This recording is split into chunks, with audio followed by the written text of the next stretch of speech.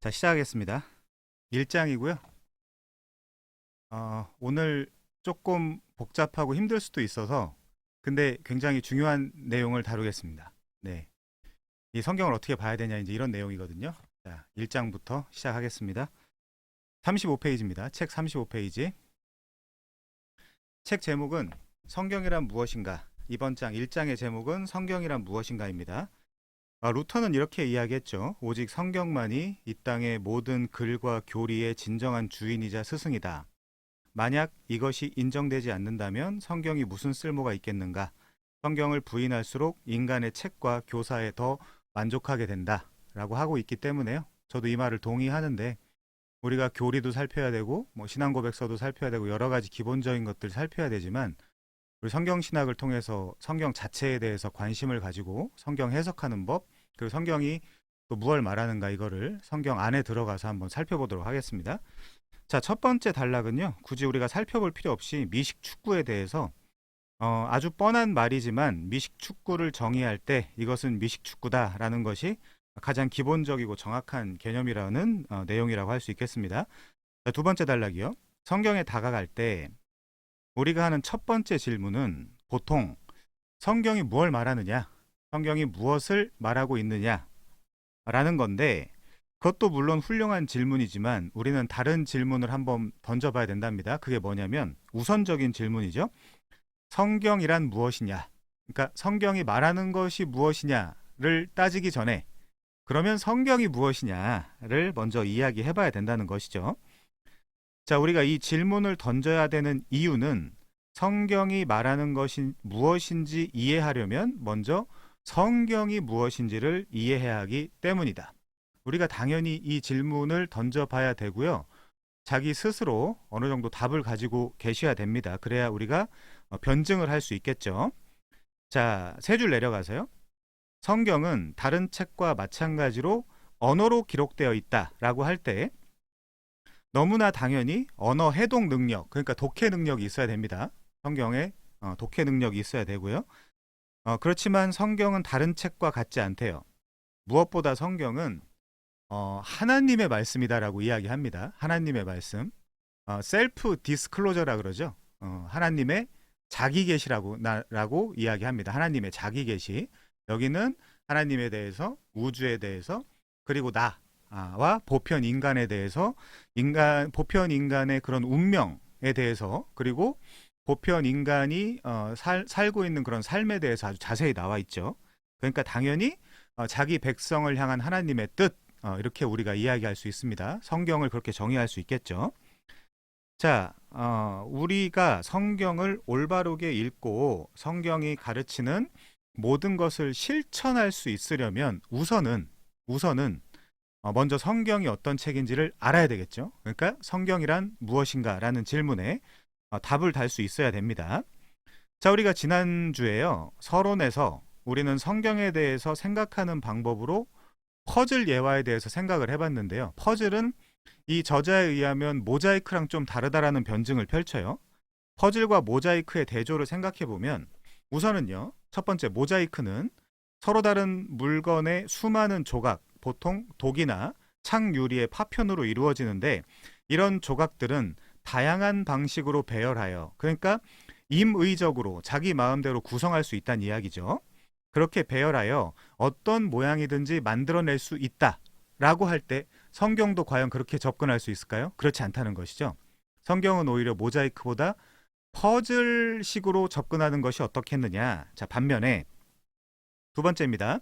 퍼즐은 단 하나의 목적을 위한 것인데 퍼즐은 서로 맞춰 조립하게 되어 있으며 이 단어 중요하죠. 올바르게 결합하면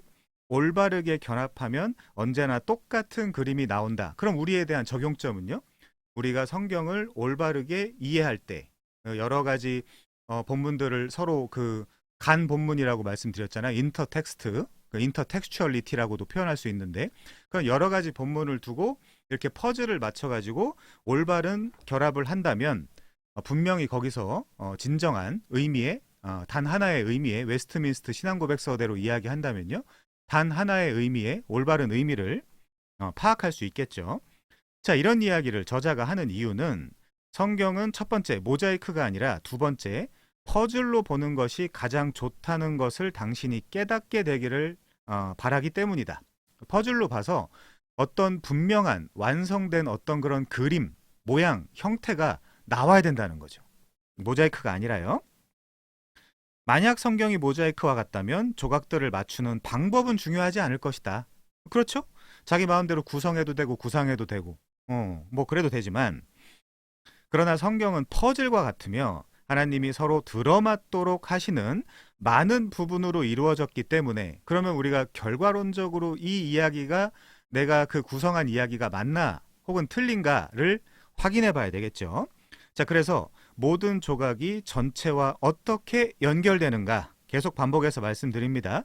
인터텍스추얼리티, 텍스트 상호 연관성.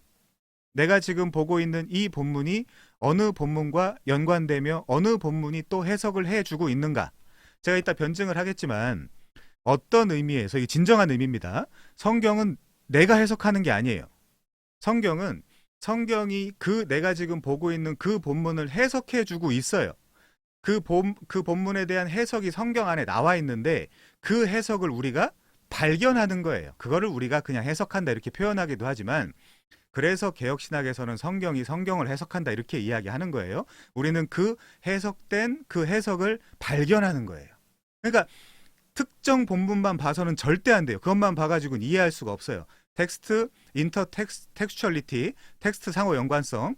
그래서 내가 지금 보고 있는 이 본문을 다른 본문을 통해서 분명하게 이해해야 된다. 그게 웨스트민스터 신앙고백서 1장에 나와 있는 내용이기도 해요. 자, 넘어가세요. 만일 성경이 모자이크라면 성경의 의미는 우리가 만들어낼 몫일 것이다. 그러나 성경은 퍼즐이기 때문에 우리는 이 조각들이 어떻게 들어맞게 되어 있는지를 분명하게 식별해야 된다는 거죠. 자, 여기서 중요한 표현이 나옵니다. 이 저자가 쓰시는 중요한 표현인데요. 그 다음 줄이요. 이것이 성경을 그 나름대로 방식대로 읽어야 된다는 말의 의미다. 그 나름의 방식. 이게 되게 중요한 표현이기 때문에 이분이, 제가 아까 이 강의를 준비하기 위해서 책을 좀 진지하게 읽어보니까요. 우선 36페이지 보실까요? 38페이지. 38페이지 밑에서 세 번째 줄 보시면 거기도 그 나름의 방식이란 표현이 나오죠. 우리가 이게 성경은 아니지만 이 저자가 이렇게 반복해서 이 어구를 강조함으로써 우리한테 하고 싶은 말이 있다는 얘기죠. 여기도 그 나름의 방식이란 표현이 나옵니다. 그리고 우리 41페이지 위에서 세 번째 줄 보실까요? 41페이지 위에서 세 번째 줄. 거기도 우리가 성경을 그 나름의 방식대로 읽어야 된다는 표현이 나오죠. 그러면 그 나름의 방식, 우리가 우선은 이 트렌트 헌터와 스티븐 웰럼의 그리스도 중심적 성경 이야기를 공부하고 있으니까 이 저자가 이야기하는 성경을 그 나름의 방식대로 읽어야 된다는 것이 무엇인지를 확인해보고, 만약에 맞다면 동의하고 틀리다면 집어치우면 되겠죠. 자, 그러면 다시 책으로 가서요. 이것이 성경을 그 나름의 방식대로 읽어야 된다는 말의 의미다라고 할 때 이 기독교 전통, 기독교 역사 속에서 그 나름의 방식이 어느 정도 정해져 있어요. 어느 정도 정해져 있습니다. 제가 지금부터 그걸 좀 설명을 해드릴게요. 자, 우선 제가 좋아하는 김지찬 교수님의 목소리로 한번 제가 설명을 해보겠습니다. 한번 들어보세요. 이 부분은. 자, 진지하게 들어주시길 바라고요. 이 말씀을 한번 이해를 해 주시길 바랍니다. 자, 지금까지의 성경 주해 방법은 어떠했는가? 성경 주해라는 표현이 나오는데요. 이 우선 주해부터 한번 따져볼게요. 이번에 알시스 프롤 이야기를 잠깐 하면서 제가 이야기를 해 나가겠습니다. 자, 알시스 프롤은 주해에 대해서 이렇게 이야기를 해요. 한번 진지하게 들어봐 주십시오. 사적 해석, private interpretation. 사적 해석이 지닌 가장 중대한 위험은, 자, 우리한테 적용을 해야 돼요. 사적 해석이 지닌 가장 중대한 위험은 성경을 해석할 때 빠질 수 있는 주관주의라는 위험이다. 주관주의가 뭐예요? 내 맘대로 해석하는 거죠. 내가 느끼는 대로 해석하는 거예요. 그러니까 성경을 느끼면 안 된다고 계속 제가 말씀드리고 있는데, 이 주관주의, 이 위험은 종종 드러나는 것보다 훨씬 널리 퍼져 있다. 내가 보기에 주관주의의 위험은 신학적 논의와 논쟁 과정에서 매우 미묘하게 드러난다. 최근에 나는 성경학자들과 어떤 토론 모임에 참석했다. 우리는 그 의미와 적용해서 논란이 되는 신약 성경의 특정 본문을 두고 찬반 토론을 벌였다. 그런데 신약 성경학자 교수예요. 신약 성경학자 한 사람은 개회 연설에서 이렇게 말했다. 신약 성경에 접근하는 방식에 대해서 우리는 편견이 없어야 하며 정직해야 합니다. 결국 우리 모두는 신약 성경에서 우리가 읽고 싶은 것을 읽지만 그래도 상관없습니다라고 이야기를 했대요.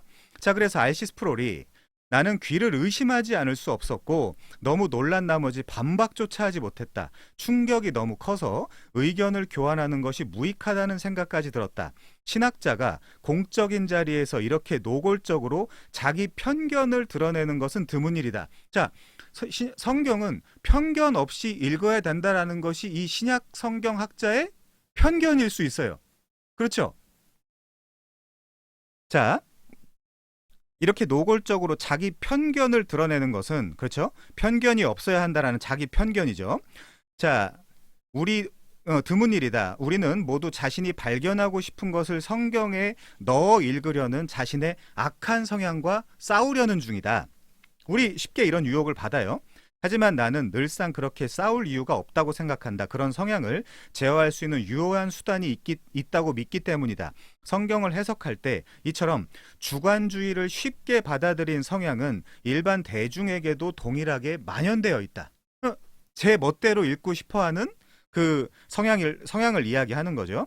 그래서 어떤 본문의 의미에 관해 토론을 한 뒤 사람들은 그래요? 그건 당신의 견해지요? 라고 간단히 내 말을 논박하는 경우가 적지 않았다. 그 말이 뜻하는 바는 무엇인가? 첫째, 내가 제시한 해석은 어디까지나 나 자신의 개인적인 견해임이 너무 분명하다는 것이다. 둘째, 그 말은 오류라는 연상을 불러일으킴으로써 무언의 반박을 하는 것일 수 있다. 셋째, 나는 대부분의 사람들이 이런 의미로 이 말을 했다고 생각한다. 뭐냐? 그것은 당신의 해석이죠. 물론 당신은 그렇게 생각할 수 있습니다. 하지만 나는 당신의 해석에 동의하지 않습니다. 나의 해석도 동일하게 타당합니다. 그럼 타당하다는 그 근거를 내야 되겠죠. 그냥 주장한다라고 맞는 것이 아닙니다. 우리의 해석이 서로 상반되고 모순된다 하더라도 그럼 말이 안 되죠. 말이 안 되죠.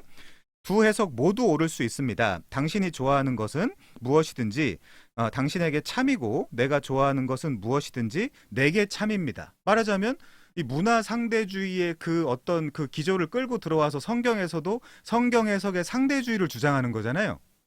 자, 그런 게 있을 수 있을까요? 그렇지 않습니다. 자, 조금만 더 읽어볼게요. 주관주의는 진술된 어떤 진리가 단순히 주체에게 확장되거나 적용할 때뿐만이 아니라 그 주체에 의해 절대적으로 결정될 때 일어난다. 만일 우리가 성경을 왜곡시키지 않으려면 처음부터 주관주의를 피해야 된다. 이게 내 생각 아니야? 혹은 내가 이렇게 이야기하고 싶은 거 아니야? 내가 이렇게 해석하고 싶은 거 아니야라는 그 주관주의를 피해야 된다는 거죠.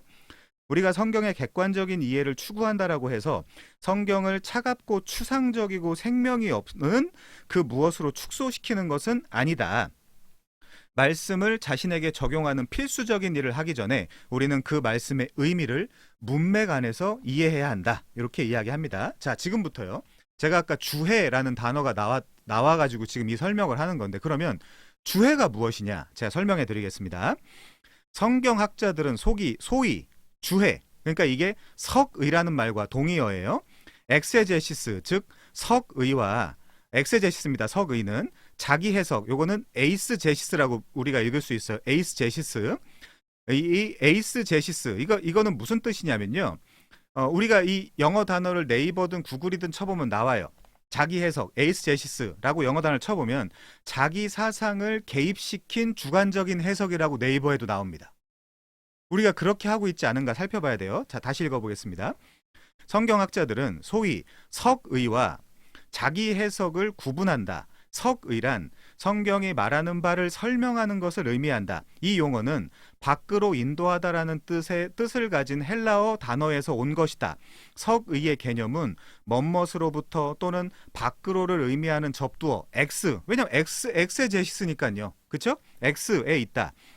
성경을 서기하는 것은 본문 안에 있는 의미를 본문으로부터 밖으로 끌어내는 것이다. 반면에 자기 해석이란 용어는 석의와 어근은 같지만 접두어가 다르다. 헬라어에서 온 접두어 에이스는 안으로를 의미한다. 그러니까 밖으로 끌어낼 거냐, 안으로 끌어들일 거냐, 이제 이 의미죠. 따라서 자기 해석이란 본문에 없는 의미를 본문 안으로, 에이스 전치사 안으로, 본문 안으로 자기가 자기 사적 생각을 집어넣는 거예요. 석의는 객관적인 작업인 반면에 자기 해석은 주관주의적인 작업이다. 우리는 모두 주관주의의 문제와 싸워야 된다. 성경은 종종 우리가 듣고 싶지 않은 것을 말한다. 그럴 경우 우리는 귀를 막거나 눈을 가릴 수 있다. 거기에 걸리는 게 주관주의라는 거죠. 자, 여기 걸려서 제가 한 가지만 또 설명하고 지나가면 너무 복잡한데, 그레시안 메이츠는 이런 말을 했습니다. 기독교는 성경 위에 세워졌다. 기독교는 성경이라는 기반 위에 사상과 삶을 쌓는다. 자유주의는 죄 많은 인간의 변화무쌍한 감정 위에 세워졌다라고 이야기를 해요. 자유주의 아버지가 누구예요? 슐라이마어죠. 슐라이마어의 그 가장 강력한 그 워딩이 뭐예요? 절대 의존 감정이죠. 소위 말하는 feeling of absolute dependence라고 하는, 그게 주관주의예요. 주관주의. 자기가 사적으로 해석을 하는 거예요. 자기 마음대로. 자, 그래서 성경이 우리를 비판하게 하는 것보다 성경을 내가 비판하는 것이, 그래서 내가 나의 어떤 생각이나 사상이나 의미를 그 안에다 에이스 집어넣는 것이 더 쉽고 덜 고통스럽다 이거죠. 자, 주관주의는 오류와 왜곡을 낳을 뿐 아니라 교만을 불러일으킨다. 단지 내가 그것을 믿고 있다고 해서 내가 믿는 것을 믿거나, 또는 단지 그것이 나의 견해라고 해서 나의 견해가 옳다고 주장하는 것이야말로 대표적인 교만의 형태다. 나의 견해가 객관적인 분석과 증명의 시험을 견디지 못할 경우 겸손하게 그 견해를 포기해야 된다. 그러나 주관주의적인 사람은 객관적인 근거나 확실한 증거가 없음에도 불구하고 자기 입장을 고수하려는 교만을 부린다. 당신이 믿고 싶은 것을 믿어도 좋습니다. 나는 내가 믿고 싶은 것을 믿겠습니다. 라고 말하는 것은 겉으로만 겸손하게 보일 뿐이다. 우리는 성경에 자기 생각을 과도하게 부과하려는 경향이 있기 때문에 개인의 견해를 외적인 증거와 견해에 비추어 평가해야 된다. 지상에 존재하는 사람은 그 누구도 완전히 순수하게 성경을 다 이해할 수 없다. 우리는 모두 어느 정도 하나님의 뜻과 다른 견해와 생각들을 품고 있다. 우리의 견해들 가운데 어떤 것이 하나님의 뜻과 상반되는지를 정확히 안다면 그런 견해들을 포기할 수 있을 것이다. 그러나 잘못된 견해들을 분류해내는 것은 몹시 어려운 일이다. 따라서 우리의 견해들은 다른 사람들의 연구와 전문 지식에 의해 점검되어야 되고 연마되어야 된다. 이게 R.C. 스프롤이 쓴 성경을 아는 지식에 너무나 당연하고 정확하며 간단한 석의, 해석에 대한 정의예요. 해석에 대한 정의입니다. 그 석의에 대한 정의예요. 석의는 주애랑 동의어라고 했죠. 지금 주애를 제가 사전적 정의를 좀 내려드렸으니까요. 주애에 대해서 좀 이야기를 더 해보겠습니다. 자, 지금까지의 성경 주애 방법은 어떠했는가? 지금부터 50년 전까지만 하더라도 정통 개신교의 성경 주애 방법론은 2000년의 교회 해석사를 통해 그 적법성이 인정돼 온, 첫 번째 문법적, 두 번째 역사적, 세 번째 신학적 해석법이다. 이 셋 중에 하나라도 들어가면 그동안 전통적으로 쌓아온 이런 책들이 아주 잘 나와 있습니다. 안드레아스 퀘스텐베르거 이런 성경 해석학 책 이런 것들이 아주 잘 나와 있어요. 자, 이런 문법적, 역사적, 신학적 해석법이 들어가 있지 않으면 해석이 부족한 해석이 될 수밖에 없죠. 그런데 계몽주의의 영향으로 이런 전통적인 성경 해석 방법은 1750년부터 생겨난 강력한 역사 비평주의의 강력한 도전을 받아왔다. 지난 250년 동안의 역사 비평주의 학자들은 소위 문서 비평, 양식 비평, 전승 비평, 편집 비평, 정경 비평, 수사 비평이라는 역사 비평주의 방법론을 동원하여 성경의 역사성과 신뢰성 문제를 제기하였다. 따라서 개혁주의와 복음주의 주석학자들은 역사 비평주의 방법론이 제기한 문제들을 다루지 않을 수 없었다. 변증을 해야 된다는 거죠. 우리의 입장을 변증을 해야 된다는 거죠. 개혁주의의 입장을. 자, 결국 비록 시간이 걸리기는 했지만 정통 개신교 성경신학자들은, 구복음주의, 그러니까 건전한 복음주의 성경신학자들은 역사 비평주의의 방법론의 도전을 받아들여 성경의 성격에 더 맞는 성경 해석법을 발전시키기에 이르렀다.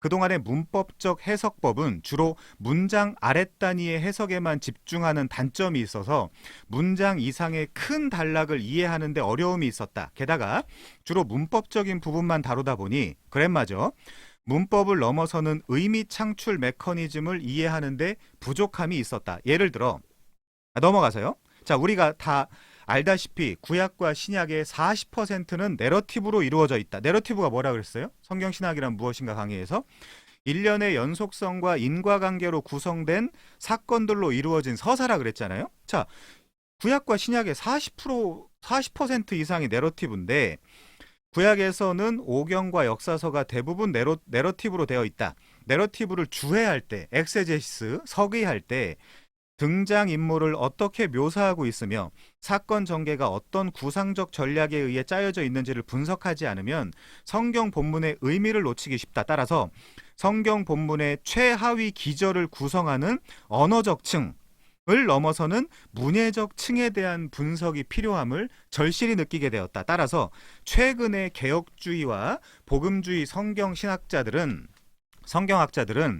문예적 방법을 그동안의 문법적 해석을 보완하는 일환으로 수용하는데 의견 일치를 보이고 있다. 그럼 문예적 방법이 뭐냐? 문예라는 단어 자체가요, 문학과 예술이란 뜻이에요. 그리고 예술로서의 문학이란 뜻이에요. 그거를 우리가 문법으로만 다 이해할 수는 없잖아요. 문학을. 오히려 문법은 문학의 하위 개념이잖아요. 문학을 파악하는 데 있어서, 문예를 파악하는 데 있어서. 그래서 한편 그동안의 성경 해석은 설교 본문으로 택한 성경 본문이 구약과 신약이라는, 여기서부터 중요합니다, 정경 전체의 문맥에서 어떤 의미를 가지느냐에 대해서는 거의 관심을 두지 않았다.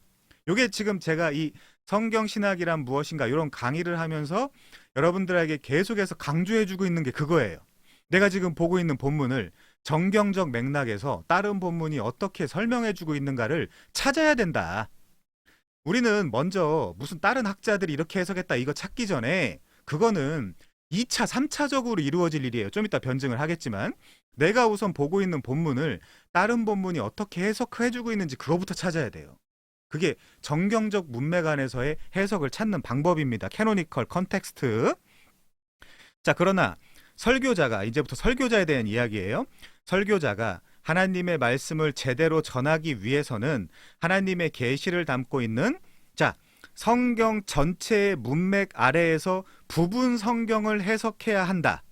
또한 정경 전체의 순서도 매우 중요한 신학적 의미를 가지고 있음을 직시하게 되었다. 이 부분은 제가 룻기 설명하면서 잠깐 이야기한 적이 있는데, 물론 그동안의 전통적인 성경 해석 방법론이 정경적 의미를 무시한 것은 아니었다. 단지 정경적 해석법을 정교하게 발전시키지 못한 것이었다. 이에 최근의 개혁주의 주석학자들은 정경의 순서와 정경 전체 안에서 설교 본문의 의미가 무엇인지를 찾아내는 정경적 해석법, 즉 캐노니컬 인터프리테이션 메소드를 발전시키고 있다. 우리가 이걸 따라가야 돼요. 이거를 이해해야 돼요. 이거를. 자, 다시요. 정경의 순서와 정경 전체 안에서 내가 지금 보고 있는 그 설교 본문의 의미가 무엇인지를 찾아내는 그 해석법을 알아야 된다는 거죠. 결국 지난 50년 동안 정통 개신교 성경 해석자들이 역사 비평 방법론의 도전을 받고 이에 응전하면서 발전시킨, 그러니까 우린 게을르기 때문에 누구의 공격이 들어와야 공부를 해요. 연구를 해요. 알아볼 생각을 합니다. 이 두 방법은 이전의 문법적, 역사적, 신학적 주의 방법을 대체하는 것이 아니라 보완하는 해석법이라고 할 수 있다. 따라서 이 둘을 첨가하게 되면 현재 정통 개신교의 주석 방법은 문법적, 첫 번째 문법적, 두 번째 문예적, 세 번째 역사적, 네 번째 정경적, 다섯 번째 신학적 방법까지, 그러니까 두 가지가 추가가 된 거죠. 이렇게 말할 수 있다. 이런 성경주의 방법론을 신학생들과 목회자들에게 쉽게 설명해 놓은 책으로는 더글라스 스튜어트의 구약 주석 방법론을 들 수 있다. 이렇게 이야기합니다. 제가 그래서 가져왔어요. 구약 주석 방법론. 되게 중요한 책이거든요. 이거는 어떤 면에 죄송한 말씀이지만 이거는 비교역자들도 다 알아야 되는 책이에요. 중요한 책이에요. 그러면 제가 이 책의 목차 부분에 소위 말해서 해석 방법, 그리고 좀 더 나아가서 설교 방법, 설교를 준비하는 그 과정이 어떻게 되어 있는지만 제가 설명해 드리고 넘어가겠습니다. 한번 잘 들어보세요. 우리 교회 목사가 이렇게 설교 준비를 하나 한번 들어보세요. 자, 첫 번째. 본문을 선정해야 되겠죠. 주석할 본문의 범위를 확정하라. 여러분들도 한번 여러분들이 성경을 해석할 때 이 방법론을 한번 써보시란 얘기예요. 첫 번째, 주석을 할 본문의 범위를 확정하라. 1절부터 몇 절까지. 그 얘기죠. 자, 두 번째, 판본 및 역본들을 비교하라. 판본까지는 비교역자들이 하긴 좀 어렵겠죠. 신학자가 아니거나 비교역자 하긴 어렵겠지만 역본들, ESV나 KJV나 NIV나 뭐 바른 성경이나 바른 성경 같은 굉장히 좋단 말이죠. 이런 역본들 가지고 내가 지금 보고 있는 이런 특별히 개역개정 같은 걸 비교해 볼 수 있겠죠. 자, 이것도 안 하는 사람들이 많습니다. 자, 세 번째, 본문을 재구성하고 줄을 달아라. 각줄을 달아라. 시간은 운문 형태로 제시하라. 이런 것도 장르기 때문에 문예 분석 중에 하나겠죠. 자, 넘어가서 두 번째, 이번엔 사역을 다룹니다. 사역은 교회 사역이 아니라 프라이빗 트랜슬레이션, 그러니까 사적으로 원문을 번역하는 거예요. 프라이빗 트랜슬레이션. 자, 당신이 재구성한 본문에 대한 잠정적인 사역을 준비해라. 사역, 개인적인 번역, 원문에 대한 개인적인 번역을 해봐라. 그리고 본문과 사역이 서로 일치하는지를 검토해라. 이걸 지금 시대 목사들이 합니까? 하면 좋죠. 하면 좋은 목사죠. 주석 작업을 해나가면서 당신의 사역을 개정해라. 완성된 사역을 제시해라. 자, 넘어가세요. 그 다음 역사적 배경입니다. 역사적 배경을 조사해라. 사회적 배경을 조사해라. 역사적 전경을 조사해라. 지리적 배경을 조사해라. 해당 본문의 연대를 설정해라. 지금 설교 준비할 때 이 작업을 하라는 거예요. 자, 네 번째, 문학적 배경입니다. 문학적 기능을 검토해라. 위치를 조사해라. 세부적인 내용을 분석해라. 저자를 분석해라. 다섯 번째, 양식. 여기서 이제 리터러리 메소드, 즉 문예적 방법이 나오겠죠. 일반적인 문학 유형을 찾아내라. 장르 찾는 거죠. 구체적인 문학 유형을 찾아내라. 이건 양식을 찾는 겁니다. 하위 범주를 찾아라. 삶의 자리를 추정하라. 양식이 완전한지를 분석하라. 부분적인 또는 나누어진 양식들을 주의하라. 여섯 번째, 구조 정하는 겁니다. 해당 본문의 계율을 작성해라. 패턴들을 찾아라. 큰 단위로부터 시작해서 내림차 순으로 구조에 관한 논의를 구성하라. 작은 패턴들의 의도를 평가해라. 해당 본문이 시가라면 시가에 맞게 분석해라. 이것도 장르죠. 일곱 번째, 문법적 장르들. 요거는 이제 그래마티컬 메소드겠죠. 그래마. 문법적으로 중요한 문제들을 분석해라. 연대 설정을 위하여 정서법과 형태론을 분석하고 그 밖에 다른 유사점을 분석하라. 그러니까 이 언어에, 그러니까 독해 능력에 탁월해야 돼요, 목사는.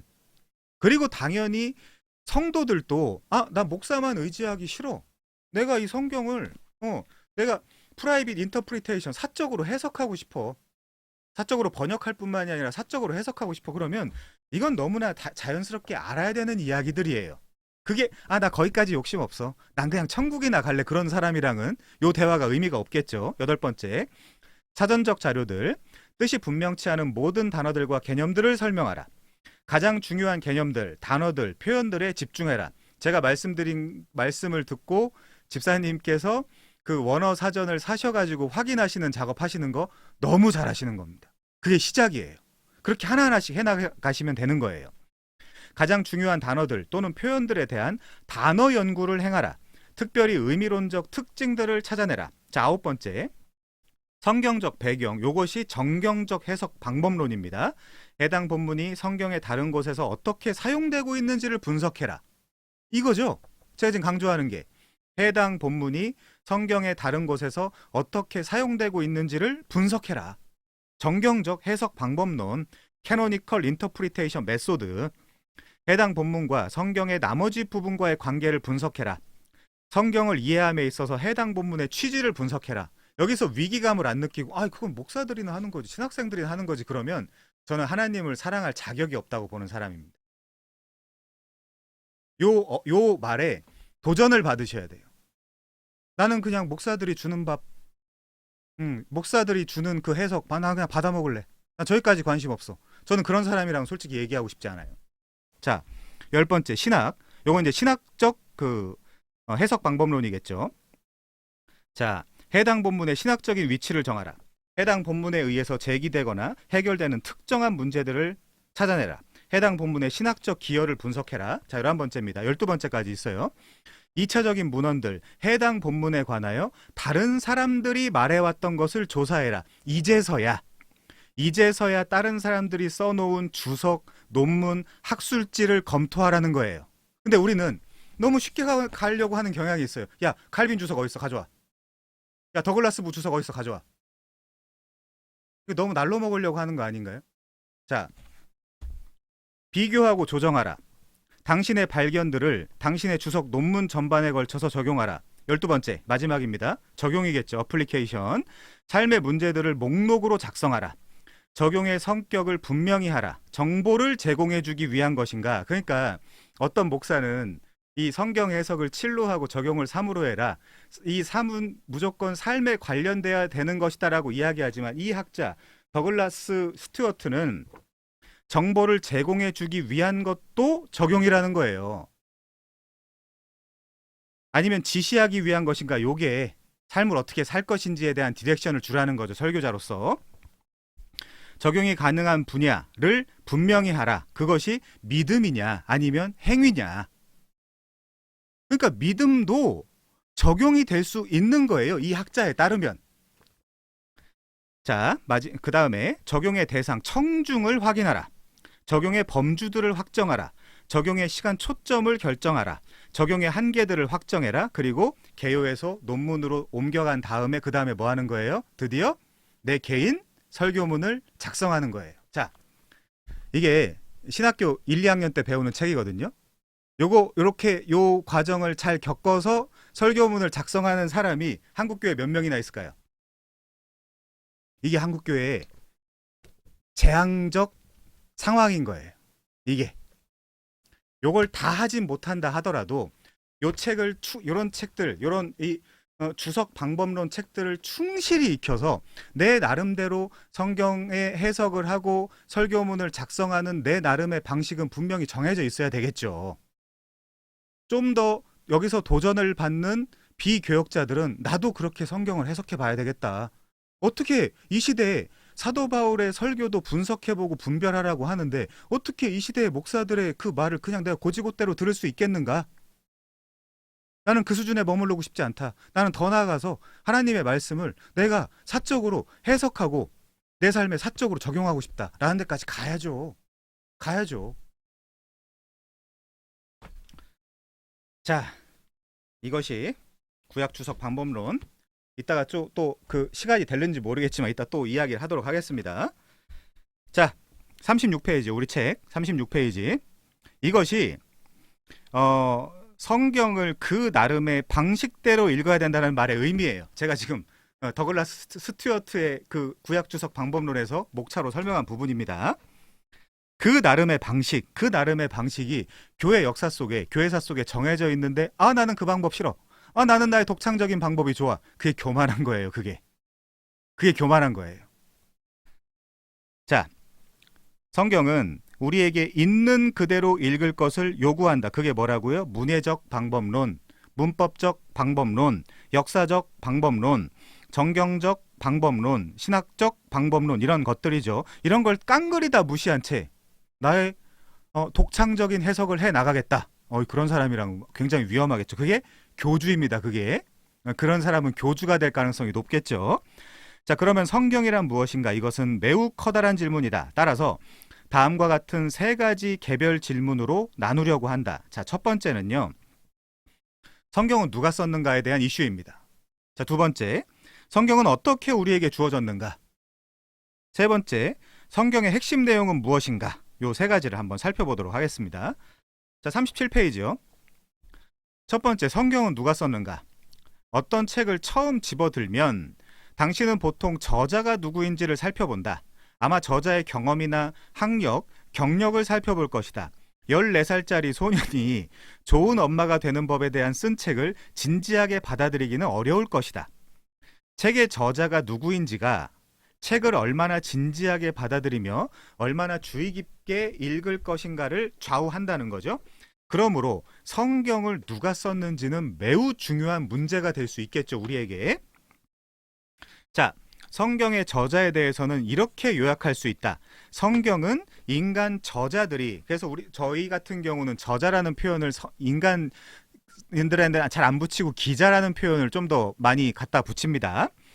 성경은 인간 저자들이 대신 기록한 삼위일체 하나님의 말씀이다. 그래서 하나님과 이 보편 우주와 나에 대해서 알게 해주는 그런 하나님 말씀이라는 거죠. 그래서 여기 셀프 디스클로저라고 아까 말씀드렸는데, 클로저가 폐쇄한다는 뜻이잖아요. 앞에다 디스를 붙이면 뭐예요? 폐쇄된 거를 여는 거죠. 오픈하는 거죠. 하나님에 대해서 말씀해 주시는 거죠. 성경을 통해서. 그래서 레벨레이션, 계시라는 표현 여기서 이제 나오는 것이고요. 자, 처음부터 끝까지 성경은 기록된 형태의 하나님의 발언이나 말씀이라고 주장하며 다양한 방법으로 이런 주장을 편다. 성경 첫 장에서부터 우리는 말씀하시는 하나님을 만난다. 한 가지 분명한 사실은 하나님이 진리를 말씀하시며 자신의 말씀에 신실하다는 것이다. 디모데후서 2장 13절에 뭐라고 이야기합니까? 우리는 미쁨이 없을지라도, 우리는 신실하지 않을지라도 주는 항상, 옛날 성경에는 일양, 주는 항상 미쁘시니, 그분은 항상 믿을만 하시니 자기를 부인할 수 없으시리라. 자기를 부인할 수 없다는 얘기가 뭐예요? 말씀해 놓고 안 지키는 경우가 없다, 이거죠. 제가 계속 반복해서 말씀드리는 적용점이 뭐냐면, 이 언약과 약속으로 이루어진 성경을 분명히 이해한 다음에 내가 그걸 분명히 믿고 그 언약을 근거로 하나님께 기도하면 그 반드시 이루어지겠죠. 내 삶에, 내 인생에 반드시 이루어지겠죠. 하나님은 자기를 부인할 수 없으니까요. 그래서 하나님이 진리를 말씀하시며 자신의 말씀에 신실하시다, 이 점을 숙고하면서 시편 기자는 이렇게 말했대요. 여호와의 말씀으로 하늘이 지음이 되었다라고 기록을 한다. 이처럼 말씀하시면 그대로 이루어지는 것이 하나님의 말씀이다. 우리 몇 가지만 찾아볼게요. 시편 55편 11절입니다. 제가 굉장히 좋아하는 구절인데요. 이사야네. 이사야 55장 11절입니다. 이사야 55장 11절.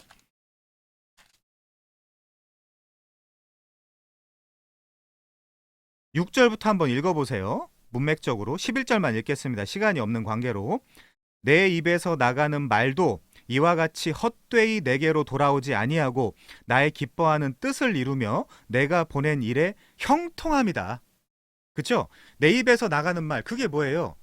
셀프 디스클로저, 이 하나님의 자기 계시, 이 중에 언약과 약속을 우리가 충실히 파악해서 그거를 쏙쏙 내가 받아들이고 믿고 이루어질 것이라고 확증하며 살면 내 삶에 이루어진다니까요. 그 하나님이 자기를 부인할 수 없다는 말의 핵심이에요. 자, 두 번째, 시편 5편도 한번 가보겠습니다. 시편 5편. 옛날에 여기 계신 누군가가 질문했던 본문이기도 한데요. 자, 시편 5편 16절부터 볼까요? 그가 또 그 땅에 기근이 들게 하사. 자, 기근 누가 오게 하는 겁니까? 농사 기술이 없어서 기근이 오나요? 그렇지 않죠. 그가 또 그 땅에 기근이 들게 하사 그들이 의지하고 있는 양식을 다 끊으셨도다. 그가 한 사람을 앞서 보내셨으며, 여기 그는 사탄 마귀가 아닙니다. 하나님이에요. 그가 한 사람을 앞서 보내셨으며 요셉이 종으로 팔렸도다. 그의 발은 착고를 차고 그의 몸은 쇠사슬에 매였으니 언제까지요? 곧 여호와의 말씀이 응할 때까지, 여호와의 말씀이 이루어질 때까지. 여러분들의 인생도 마찬가지예요. 곧 여호와의 말씀이 응할 때까지라. 그의 말씀이 그를 단련하였도다. 왕이 사람을 보내어 그를 석방하며 뭇 백성의 통치자가 그를 자유롭게 하였도다. 이 모든 것이 하나님의 주권이라는 거예요. 그를 그의 집의 주관자로 삼아 그의 모든 소유를 관리하게 하고 그의 뜻대로 모든 신하를 다스리며 그의 지혜로 장로들을 교훈하게 하였도다. 자, 더 나아가서 24절 보시면 여호와께서 자기 백성을 크게 번성하게 하세요. 자, 28절에 보면 여호와께서 흑암을 보내세요. 37절에 보면 마침내 그들을 인도하여 은금을 가지고 나오게 하세요. 누가요? 여호와가. 그의 지파 중에 비틀거리는 자가 하나도 없었도다. 그래서 42절, 이는 그의 거룩한 말씀과 그의 종 아브라함을 기억하셨음이로다. 하나님은 짜카르의 하나님이에요. 기억하시는 하나님. 뭘요? 언약을. 그래서 언약 신학이 중요한 거예요. 이거 지금 우리가 일부 서론을 배우고 있지만 2부에서 언약 신학의 본문을 실제적으로 다룰 겁니다. 자, 43절. 그의 백성이 즐겁게 나오게 하시며 그의 택한 자는 노래하며 나오게 하시고, 택한 자는 지가 지옥 가고 싶다라고 기도해도 지옥 갈 수가 없어요. 왜? 하나님이 택했으니까.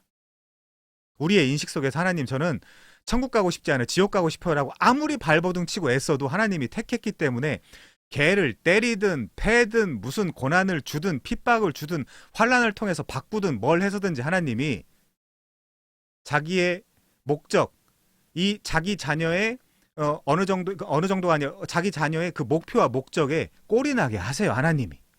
그게 택한 자라는 단어에 들어가 있는 하나님의 주권이에요. 44절. 여러 나라의 땅을 그들에게 주시며 민족들이 수고한 것을 소유로 가지게 하셨으니 이는 그들이 그의 율례를 지키고 그 율법을 따르게 하려 하심이로다. 할렐루야. 이렇게 나왔죠. 자, 창세기 18장 19절에 보면 아브라함을 택한 이유가 뭐다? 여호와의 도와 공도를 지키게 하려고. 여러분들 택한 하나님의 그 이유가 뭐다? 여호와의 도와 그의 공도를 지키게 하려고. 당연한 겁니다, 그게. 자, 다시 책 볼게요. 하나님이 진리를 말씀하시며 자신의 말씀에 신실하십니다, 그분은. 그래서 하나님의 말씀이며 이처럼 말씀하시면 그대로 이루어지는 것이 하나님의 말씀이다. 모든 일이 말씀대로 이루어진다. 그럼 기독교인은 누구예요? 이 하나님의 약속, 하나님의 언약을 그냥 있는 그대로, 문자 그대로 받아들이는 사람들이에요. 받아들이는 사람들. 믿고 거기를 따라가는 사람들, 그 사람들을 그리스도인이라고 하는 것입니다. 그리스도를 따라가는 사람들이죠, 말 바꾸면. 자, 그러나 하나님은 또한 우리가 읽도록 말씀하신다. 시편 19편에서 우리에게 하신 하나님의 말씀을 묘사하기 위해서 반복적으로 사용되는 단어를 주목하라. 자, 제가 한번 읽어보겠습니다.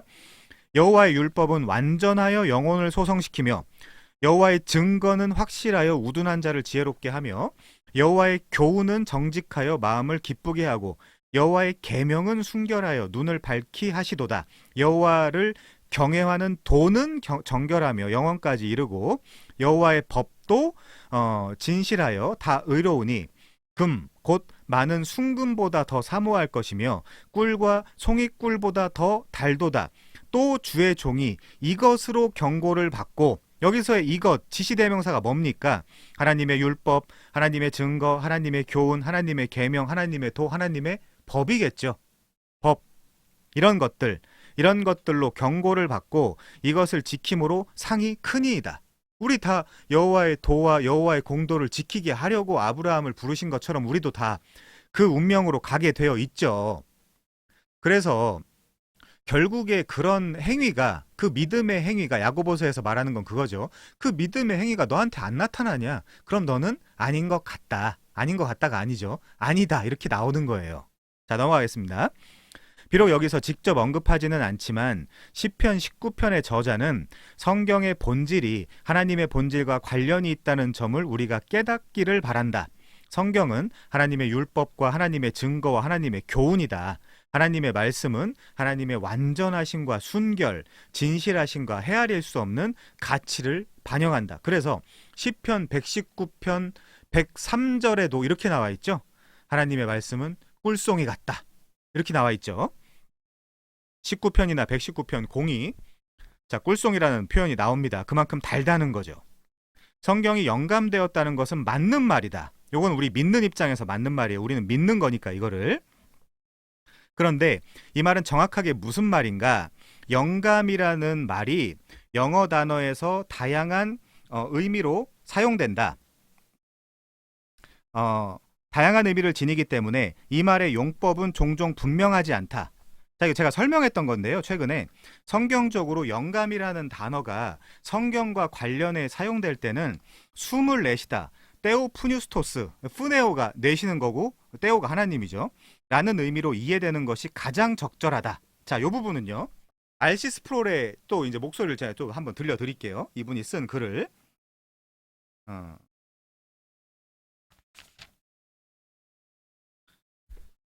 자, 테오푸뉴스토스, 이 단어는 하나님의 감동으로 된 이라는 표현으로 자주 번역되었다. 그러나 이 용어의 더 정확한 의미는 하나님께서 호흡해내신 God breath이며, 그래서 NIV 이렇게 번역해놨다 그랬죠. 하나님의 감동으로 된 이 부분을요.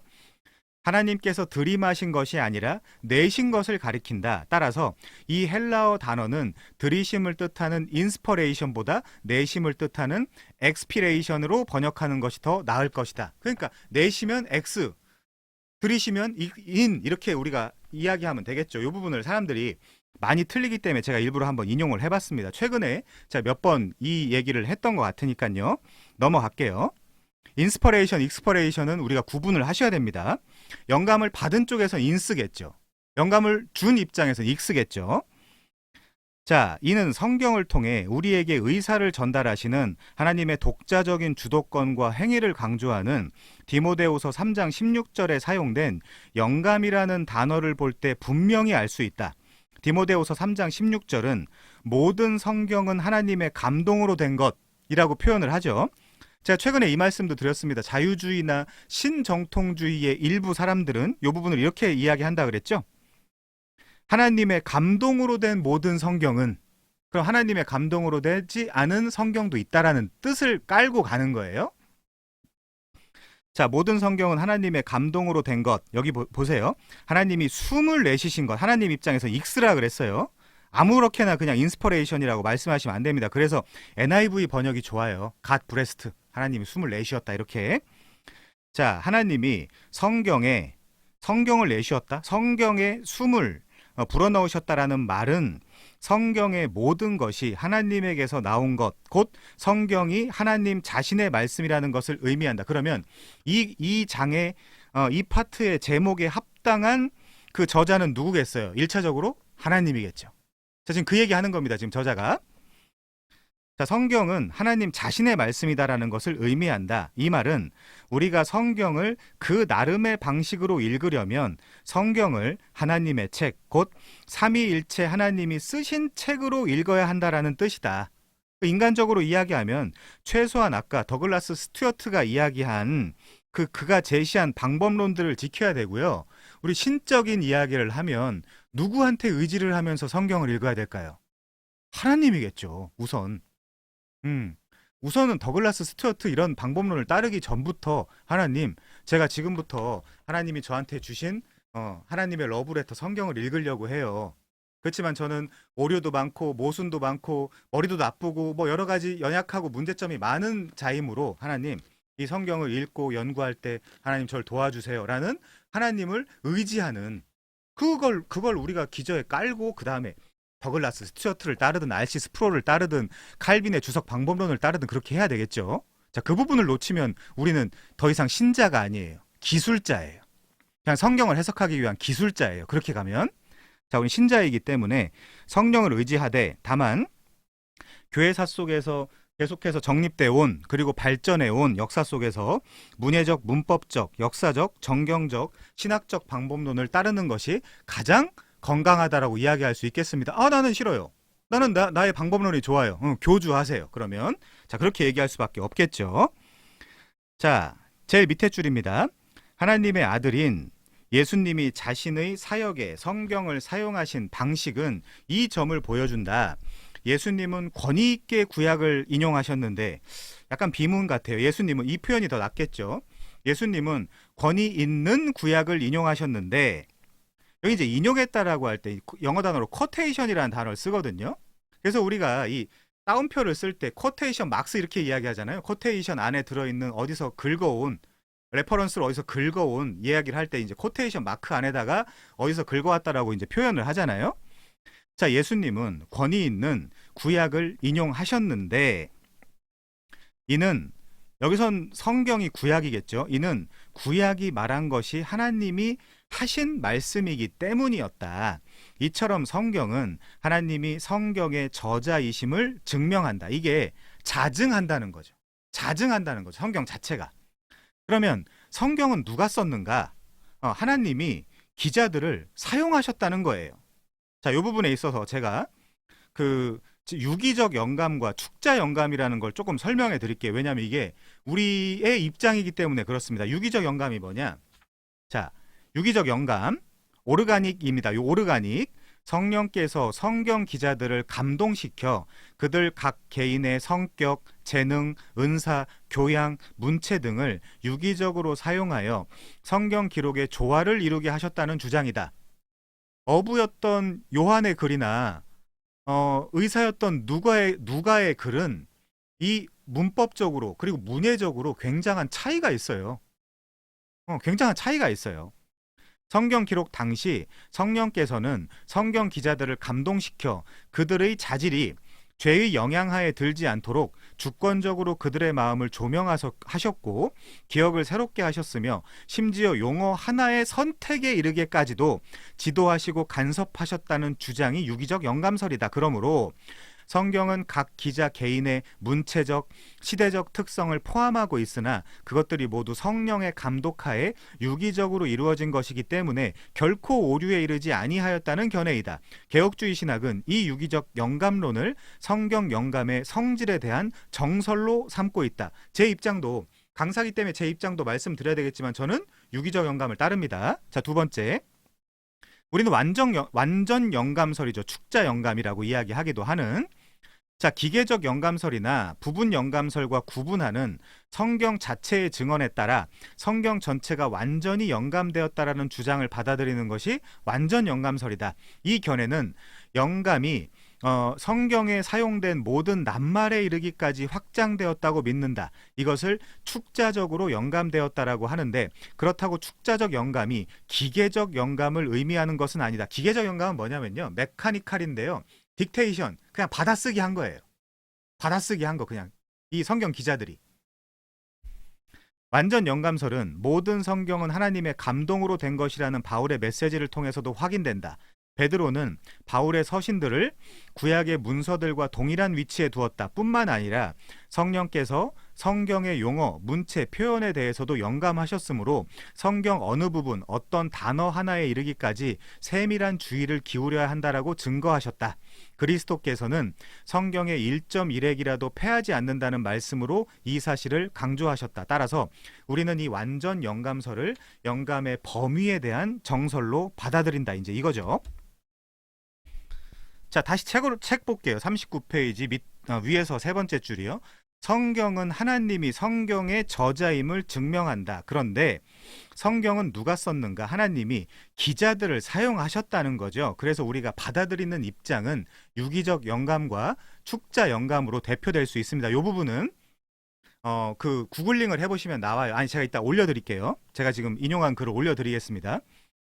자, 그런데 여기까지는 그럼 하나님이 성경의 저자다라고 이야기하는 건데 요 다음 그 문단은 이제 사람에 대해서 설명을 하는 거죠.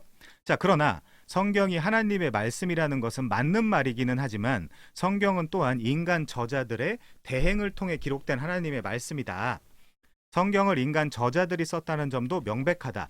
성경 저자들은 자기 이름을 밝히며 자기에 대해서 쓴다. 저자 고유의 개성과 개인적인 역사가 곳곳에서 명백하게 드러난다. 성경을 보면 그렇습니다. 그래서 누가는 학식 있는 의사로서 글을 쓰며 그래서 글이 굉장히 어렵고요. 전문 용어를 쓰고 품격이 있어요. 요한의 글과 다르죠. 물론 헬라어로 볼 때 그렇다는 이야기입니다. 자, 바울은 평생 신학을 한 학도로서 글을 쓰고 베드로는 어부로서 글을 쓴다. 물론 베드로전서 5장 12절에 보면 실루아노가 대필했다고 하기 때문에 이 부분은 좀 논쟁점이 있을 것 같아요. 자, 아무튼 이들은 고유하고 다양한 인간의 상황에서 글을 쓴다. 그래서 TMI, 소위 말해서 요즘 젊은 애들이 이야기하는 TMI가 성경 안에 들어가 있기도 해요. 그것이 뭐냐? 바울은 디모데에게 편지를 쓰면서 야, 데마가 나를 버렸어. 이런 부분 TMI죠. 우리가 받아들일 때. 이 부분은 굳이 우리 삶에, 우리의 인생에 우리 적용할 만한 그런 건 없잖아요. 그런 건 적용할 수도 있겠네요. 내가 진리를 따르고 이 진리의 길을 걸을 때조차도 사람들이 나를 배신할 수 있겠다. 이런 부분들은 적용할 수도 있겠네요. 그럼에도 불구하고 TMI는 TMI죠. 자, 그 다음 구리 세공업자 알렉산더가 내게 해를 많이 입혔다.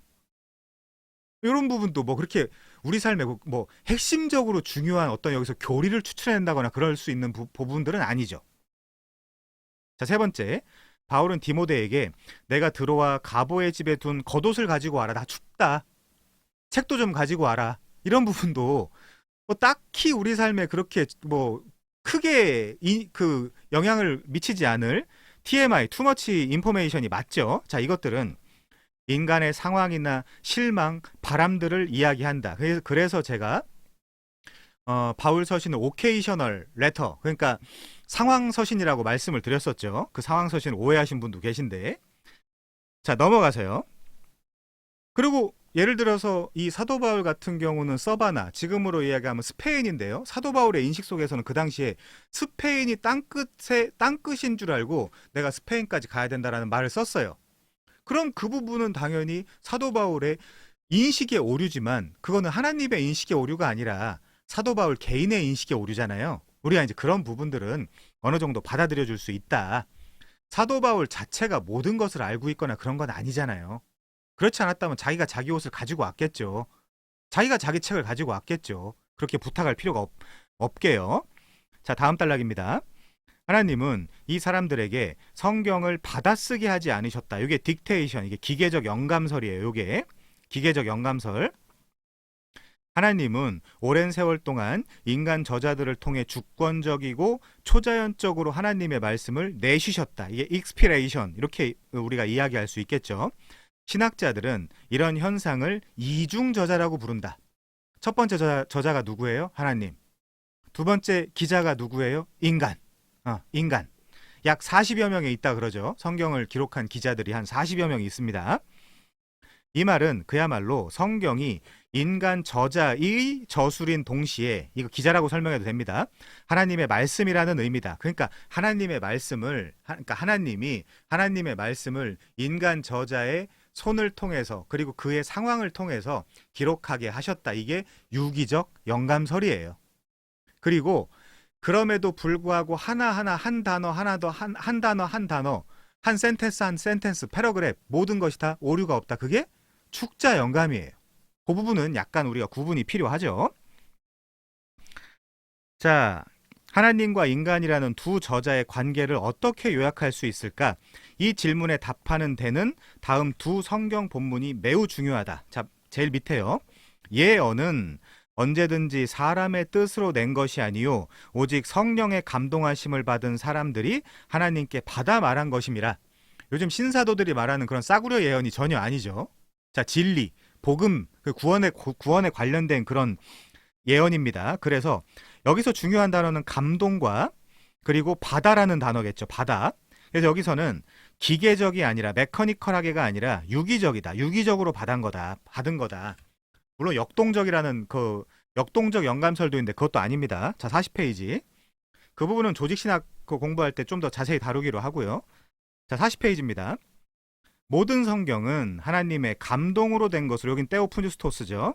교훈과 책망과 바르게 함과 의로 교육하기에 유익하니 그걸 궁극적으로 행하시는 분은 성령이십니다. 그리고 성경이 성령을 소개해주는 책이기도 하고요.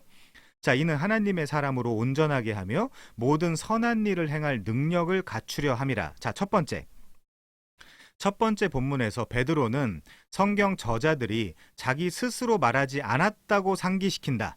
저자들이 말할 때 성령이 초자연적으로 그들을 이끄셨다. 그래서 첫 번째 본문에서 감동하심을 받았다라고 할 때는 그냥 페로라는 단어를 쓰고 있어요.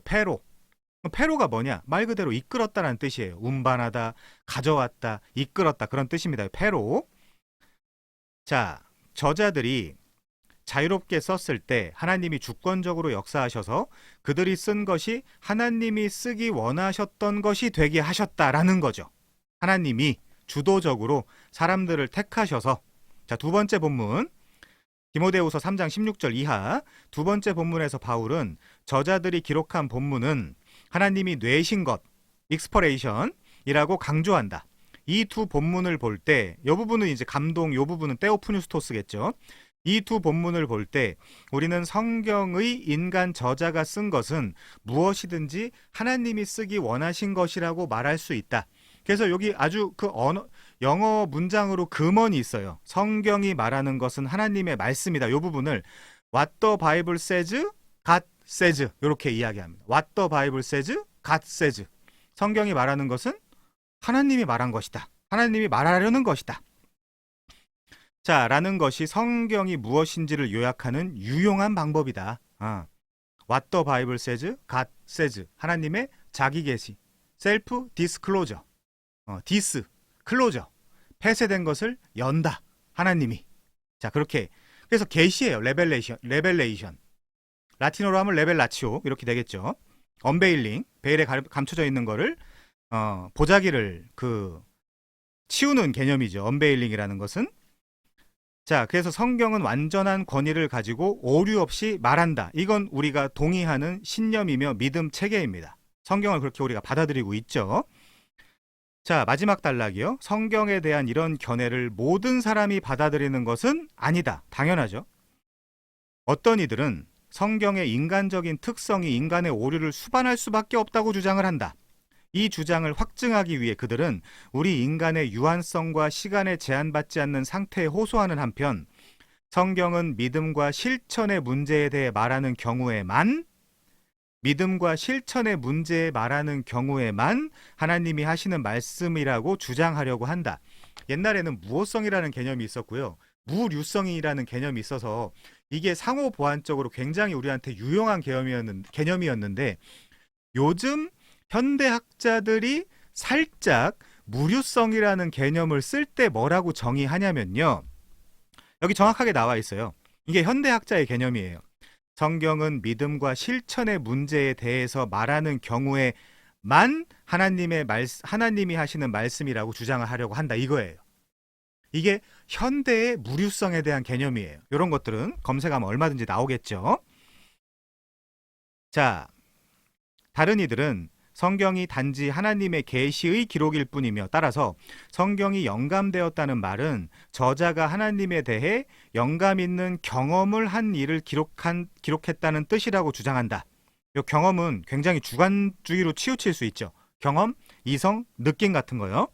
곧 저술이 아니라 경험이 하나님에게서 비롯되었다는 것이다. 성경이 인간의 저술을 하나님 자신의 말씀과 동일시할 것을 요구하는 영감 교리를 우리에게 제시하지 않는다는 것이다. 그들은 성경의 완전한 권위를 주장하는 그런 견해는 현대의 고안일 뿐이라고 말한다. 근데 과연 이게 현대의 고안인가요?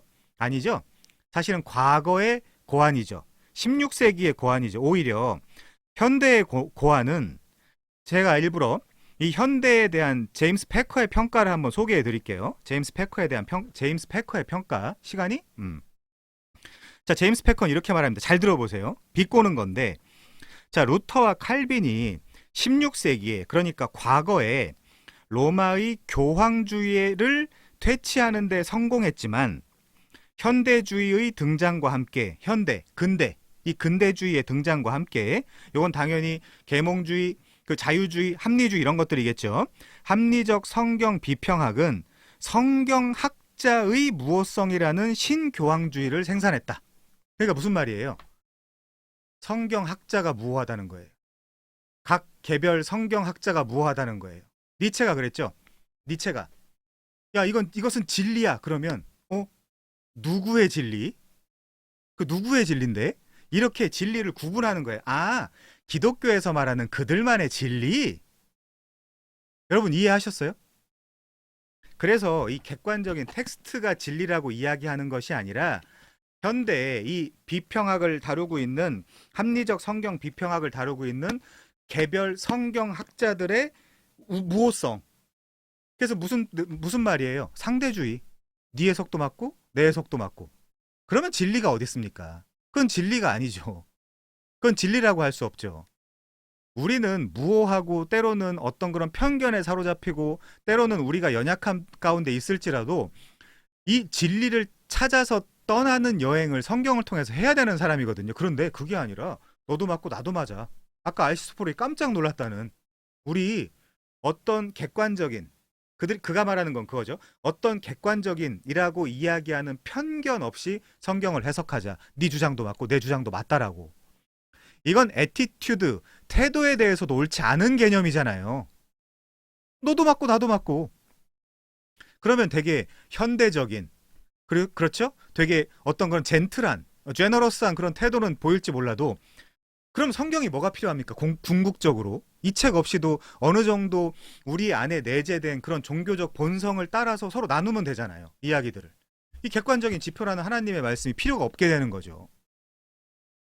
그래서 우리가 성경을 다룰 때 이 부분을 확실히 하고 지나가지 않으면 제 멋대로 설교하게 되어 있고요. 자기 사상을 이야기하게 되어 있어요. 설교라기보다, 성경이라기보다 내 생각, 내 사상, 내 느낌, 주관주의, feeling of absolute dependence. 그게 그거거든요. 절대 의존 감정. 기독교는 절대 의존 감정이야. 감정이야, 감정. 감정이 얼마나 부패되고 오염되어 있습니까? 우리의 감정이. 그렇죠? 막 치우쳐 있고 조금만 이야기하면 기분 나빠하고. 우리의 감정이라는 건 굉장히 위험한 거예요. 그 감정을 통해서 진리를 파악하려고 하면 안 돼요. 지금 시대의 특징이잖아요. 어떤 그런 객관적인 사실보다 감정이 앞서는 거. 저는 그렇게 많이 표현합니다. 옳고 그르냐보다 좋고 나쁘냐. 옳고 그르냐보다 내가 받아들이기에 좋고 나쁘냐로 지금은 거의 진리를 그렇게 받아들이는 경향성이 짙죠. 자, 그래서 시간이 이 부분은 설명을 못하고 지나가겠네요. 자, 41페이지입니다. 41페이지. 중요한 부분이긴 한데 그냥 넘어가야 되겠습니다. 자, 41페이지. 이런 대안적인 견해들은 칸트를 한번 설명해야 되는데 칸트에게서 슐라이마어가 나오고 현대 자유주의가 나오고 현대주의가 나오고 이제 그러는 거거든요. 자, 이러한 대안적인 견해들은 이따가 그 강의 끝나고 말씀드리겠습니다. 기회가 되면. 교회가 성경에 대해 항상 믿어온 바와 맞지 않는다. 이 현대주의죠. 심지어 우리 현대주의, 근대주의를 넘어선 포스트 모더니즘, 후근대, 그 근대를 넘어선 근대주의까지 와 있죠. 그러니까 더 심하죠. 지금은 쾌락주의. 자, 더 중요한 점은 그 견해들이 성경 자체의 관점을 부인한다는 것이다. 만일 우리가 성경을 그 나름의 방식대로 읽는다면 그 나름의 방식이 뭐였죠? 주관주의가 아니라 아까 제가 계속해서 말씀드리고 있는 성경 그 자체가 그 해석자이다. 이 강사의 그 권위를 높이기 위해서 이 부분을 라틴어로 한번 설명을 해보면요. 스크립투라 수이 입시우스 인테르프레스. 성경은 그 자체가 해석자이다. 자, 우리가 성경을 해석한다라고 보편적이고 일반적으로 말해요. 그렇지만 자, 이거 우리가 분명히 하고 넘어갑시다. 성경은 그 본문을 성경 안에서 해석해주고 있어요. 이미. 그리고 그 해석을 우리가 발견하는 거예요. 성경 안에 이미 분명한 해석이 있는데 그걸 우리가 발견한다. 그래서 라틴 교부 시대 때부터 스크립투라, 수이, 입시우스, 인테르프레스, 더 바이블 이즈 이츠 오운 베스트 인터프리터 이렇게 성경 그 자체가 그 해석자이다. 이렇게.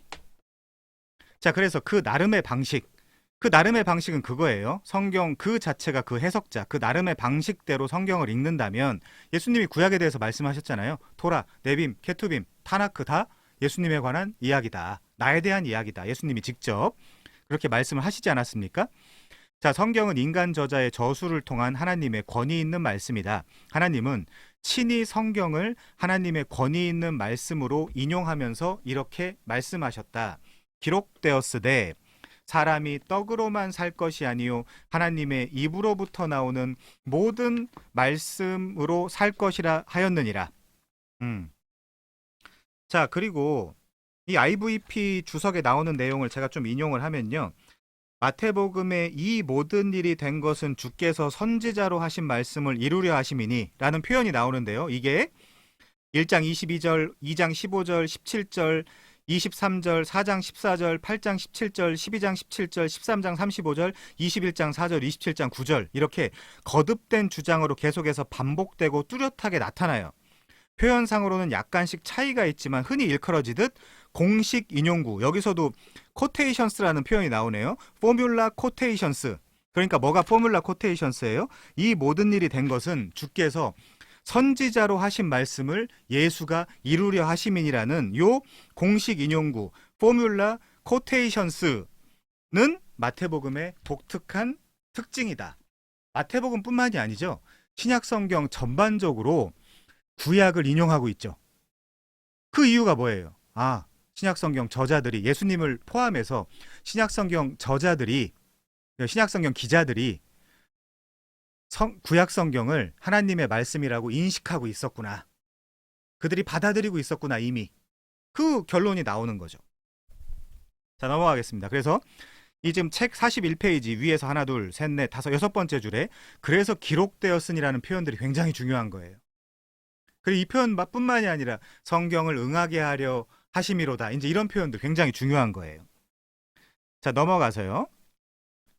또 구약에 대해 성경은 패하지 못하나니, 요한복음 10장 35절이죠. 예수님과 성경 저자들에게 기록되었으되라는 공식은 최고의 권위인 성경에 대한 호소를 시작하는 문구였다. 더욱 명백하게 히브리서 기자는, 저자도 되고 기자도 됩니다. 알아서 우리가 바꿔서 읽을게요. 구약 성경을 인용하면서 그 구절을 성령으로 말미암아 하나님이 친히 하신 말씀이라고 보고 있다. 그러니까 이거죠. 신약 성경은 사도들이 쓴 게 분명하죠. 사도들이 서신을 쓸 때 하나님의 영감으로 그런 서신들을 쓰게 하셨는데, 그때 또 하나님이 쓰신 그 구약 성경을 이들이 인용하면서 그 구약 성경의 어떤 그런 신적 당위성과 명분성을 받아들였다라는 거죠. 받아들였다. 신약 저자들이, 신약 기자들이. 우리도 마찬가지예요. 그래서 우리는 그 신약 기자들이 했던 것처럼 구약만 받아들이느냐? 아니요. 신약도 받아들이고, 구약도 받아들이고, 신약도 받아들이고. 우리는 그래서 사도 바울의 멋진 표현 있죠. 너희들은 선지자들과 사도들의 터 위에 세우심을 입은 자라.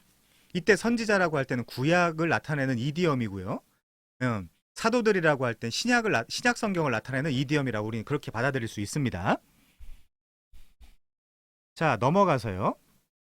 그리고 또 나오네요. 예수님과 성경 저자들에게 기록되었으되라는, 아까 이거 읽었네요. 죄송합니다. 넘어갈게요. 히브리서 저자는 구약 성경을 인용하면서 특별히 레위기를 엄청 인용하죠. 히브리서 기자가 그 레위기의 제사 제도와 같은 율법 제도를 예수님이 어떻게 성취하고 완성시켰는가. 그래서 레위기 읽기가 어려우면 히브리서를 읽으면 돼요. 또 말 바꿔서 히브리서 읽기가 어려우면 레위기를 읽으면 되는데, 사실 레위기 읽기보다 히브리서 읽기가 조금 더 쉽긴 하죠. 그래서 좋은 방법은 히브리서를 충실히 연구하면서 레위기에 나타난 그런 율법 제도, 제사 제도 같은 것들을 오히려 연역적 방법론을 가지고 공부를 하면 더 쉽겠죠. 자, 넘어가겠습니다.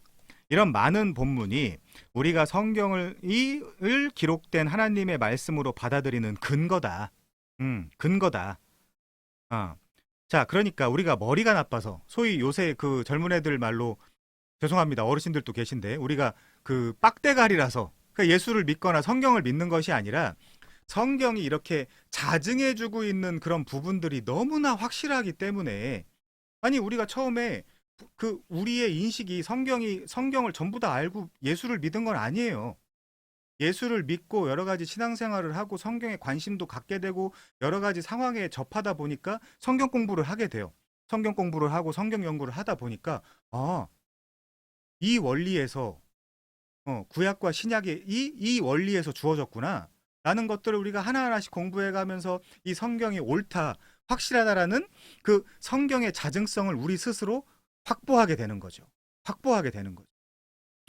세상에 누가 처음부터 성경을 막 정확하게 해석하고 읽어가면서 신앙을 갖게 됩니까? 그런 사람은 없어요, 세상에.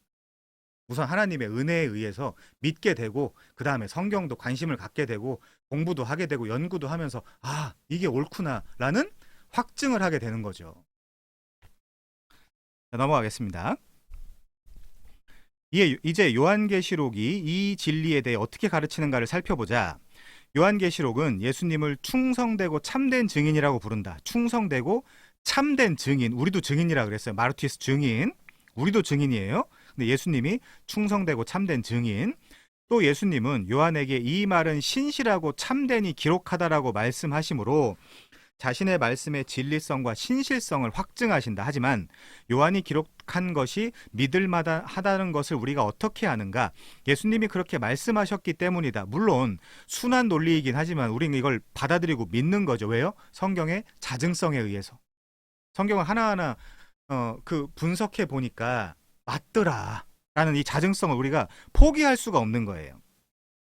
요한의 기록에 대해 예수님은 이 말은 신실하고 참된지라라고 말씀하셨다. 여기서 예수님의 신실성은 성품에서 구두 발언으로, 그리고 구두 발언에서 요한이 기록한 문서로 확대된다. 요한이 쓴 것은 결국 종국에 결론적으로 하나님이 쓰기 원하셨던 것이다 라고 우리가 받아들일 수 있겠죠. 자, 여기서만이 아니라 성경 전체에서도 마찬가지다. 성경이 말하는 것은 처음부터 끝까지 하나님이 하신 말씀이다 라고 할 때 학자들이, 그리고 교회사를 거쳐오면서 수많은 그 성도들이 최소 4가지 그 사도성, 보편성, 영감성, 역사성 같은 것들을 확인하고 또 확인하고 확증해보고 또 확증해보면서 이 성경 66권이 맞구나 라는 걸 교회 회의를 통해서, 얌리와 교회 회의 AD 91년, 그리고 그 카르타고 공의회의 393년인가요? 393년 카르타 공의회의 확증을 한 거죠. 확증을 했다기보다 추인을 한 거예요. 자, 확증이란 단어와 추인이란 단어가 어떻게 다르냐? 추인은 그동안 하나님의 말씀으로 교회사 속에서 여겨져 왔던 것을 다시 한번 확증하는 걸 추인이라고 이야기를 하는, 도장을 찍는 거예요. 도장을. 그때 그 교회 지도자들 몇 명이 모여가지고, 야, 우리가 66권을, 뭐 39권을, 27권을 하나님의 말씀이라고 우리가 내세우자, 주장하자. 자, 우리 종교 체계 그렇게 주장하자가 아니라 그동안 하나님의 말씀이라고 교회 속에서 너무나 정확하게 적법하게 그 확증되어 온 그 66권의 정경을 추인한 거예요. 추인한 거예요. 다시 한번 도장을 찍은 것입니다. 자, 그래서 이 사도성, 보편성, 영감성, 역사성 같은 것들을 성경이 자증해야만 하는 거죠. 그걸 우리가 자증성이라고 이야기합니다.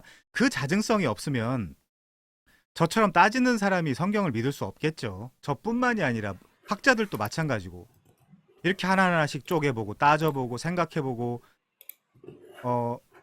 그 잡음이 좀 들리거든요. 그래서 혹시 그 소리를 좀 꺼주시면 감사하겠습니다. 자, 42페이지요. 42페이지. 자, 두 번째. 그러면 성경은 어떻게 우리에게 주어졌는가? 자, 두 번째. 성경은 신적이며 인간적인 책이다. 제1저자는 하나님이고요. 제2저자 혹은 기자는 인간이 되겠죠. 선지자들이나 사도들이 될 겁니다. 자, 그러나 성경의 특성에는 성경의 기원 이상의 것이 있다. 뭐냐? 성경은 또한 점진적으로 계시된 책으로서 오랜 세월에 걸쳐 우리에게 주어졌다라고 할 때 중요한 개념은 뭐냐면요. 이 성경, 특별히 계시는 역사와 함께 계속되어 왔다는 거죠.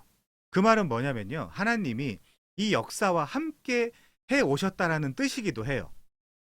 역사와 동떨어진 계시는 없다. 그래서 매번 반복되는 이 과정적 역사 속에서 하나님이 계속해서 계시를, 하나님의 자기 계시를 던져주신 거죠. 그 역사에 맞게 그거를 점진적이라고 우리가 표현할 수 있습니다. 그러니까 프로그레시브하죠.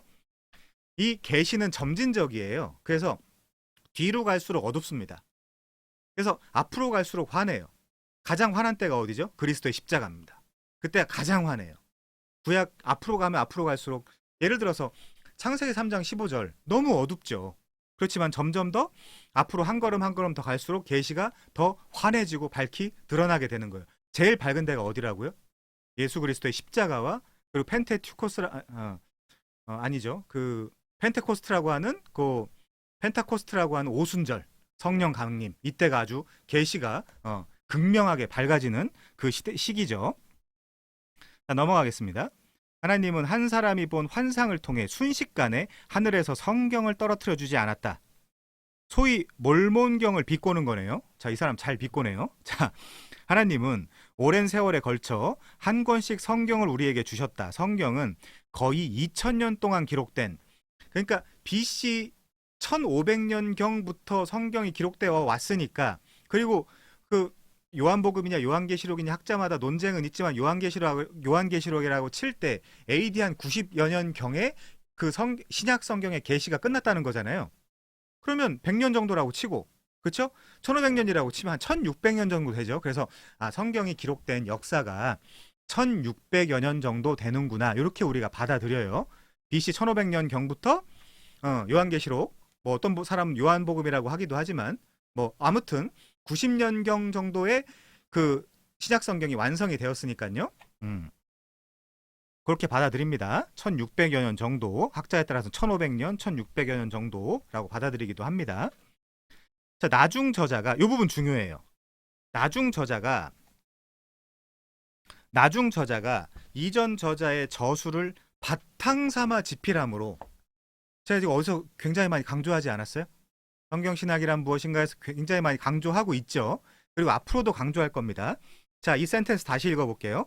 나중 저자가 이전 저자의 저수를 바탕 삼아 집필함으로 하나님의 기록된 계시인 성경은 그리스도의 오심에서 종결에 다다른다. 종결에 다다른다. 계시가 그렇게 종결된다는 거죠. 자, 우리 딴 데서 배우고 있는 이 제임스 해밀턴의 성경신학이란 무엇인가 제가 인용을 해볼게요. 36페이지. 36페이지에 보면 이렇게 표현되어 있어요. 이스라엘 선지자들은 이스라엘의 미래를 예언하는 데에 이스라엘의 과거라는 패러다임을 사용하였다. 자, 그렇죠. 여기서도 강조하고 있죠. 또 하나, 여기 42페이지도 보면요. 42페이지. 후기 성경 저자가 약속의 말씀에 비추어 초기의 패턴, 예를 들면 패턴, 유형, 개념적 틀을, 초기의 패턴을 해석하여 다시 표현하는 것을 본다. 보면 독자는 저자가 이 패턴을 중요하게 여기고 있음을 감지하게 된다. 과거에 전형적으로 반복되었던 일들이 모형이 되어 미래에 행하실 하나님의 일의 유형을 예상하고 기대하게 되는 것이다. 모형은 예시적이고 미래지향적이어서 모형 자체를 넘어 그것의 성취를 바라본다. 자, 바로 책으로 들어가서요. 이게 얼마나 중요한 문장이냐. 나중 저자가 이전 저자의 저수를 바탕 삼아. 그러면 성경 전체의 기준이 뭐가 되겠어요? 모세오경이 되겠죠. 토라가 되겠죠. 그래서 이 책에서 제가 또 자세히 그 말씀을 드리겠지만, 이스라엘의 출애굽을 전체 하나님의 백성의 구원의 그 패러다임으로 여긴다는 거예요. 그래서 그 출애굽에 대한 내용, 그러니까 이스라엘이 애굽에서 종되었다가 그 광야로 나가고, 그리고 가나안 땅으로, 그 가나안 땅이라는 약속의 땅으로 가는 이 삼중 구조, 애굽, 광야, 가나안, 이 삼중 구조의 패러다임을 이해하지 못하면 우리의 구원을 이해하고 인식하는데 어려움을 갖는다라는 이야기죠. 자, 그래서 이 문장은 굉장히 중요한 문장이니까 이해해 주시기를 바라고요. 그리고 넘어가서 하나님의 기록된 계시인 성경은 그리스도의 오심에서 종결에 다다랐죠. 자, 그래서 웨스트민스터 1장 1항에서 뭐라고 이야기하죠? 그리스도의 오심으로 성경 계시가 기록되는 것은 중지되었다. cease라는 단어를 써서요. 중단되었다라고 이야기하고 있습니다. 자, 하나님은 역사 가운데 행하신 하나님의 구속 행위에 맞춰 그분의 말씀을 오랜 세월에 걸쳐 우리에게 주셨다. 그래서 우리가 이 전문용어로 뭐라고 한다고요? 구속사. redemptive history. 구속사라고 하는 거예요. 이 부분을. 역사를 통해 행하셨을 때 하나님은 또한 그분의 위대한 행위에 대한 해석, 그 위대한 행위가 뭐예요? 가알, 고엘, 기업물을 짜. 그분의 위대한 행위에 대한 해석을 우리에게 제공하기 위한 말씀을 내쉬셨다. 익스프레이션. 성경은 말씀, 행위, 계시로 보는 것이 가장 적절하다. 하나님의 말씀은 하나님이 역사 속에서 행하신 구속 행위에 대한 하나님의 해석이다. 누구의 해석이라고요? 하나님의 해석이다. 그래서 해석은 궁극적으로 우리가 하는 것이 아니라 성경이 스스로 해석을 해주는 것이고, 다시 말씀드립니다. 그 해석된 하나님의 말씀을 우리가 발견하는 거예요. 누구의 조명에 의해서요? 누구의 조명에 의해서? 성령의 조명에 의해서. 우린 영감이 아니라 조명이라고 말씀을 드렸어요. 일루미네이션. 자, 무슬림 얘기 별로 필요 없고요. 이 단락 밑에서 세 번째 줄입니다. 이 진리는 여러 가지 이유로 중요하지만 다음 몇 장에 걸쳐 우리는 성경을 올바로 해석하고 적용하는 법에 있어서 이 점이 중요함을 구체적으로 살펴볼 것이다. 제가 이 부분을 언젠가 이야기한 적이 있는데 이 부분을 꼭 말씀을 드려야 될 것 같아요.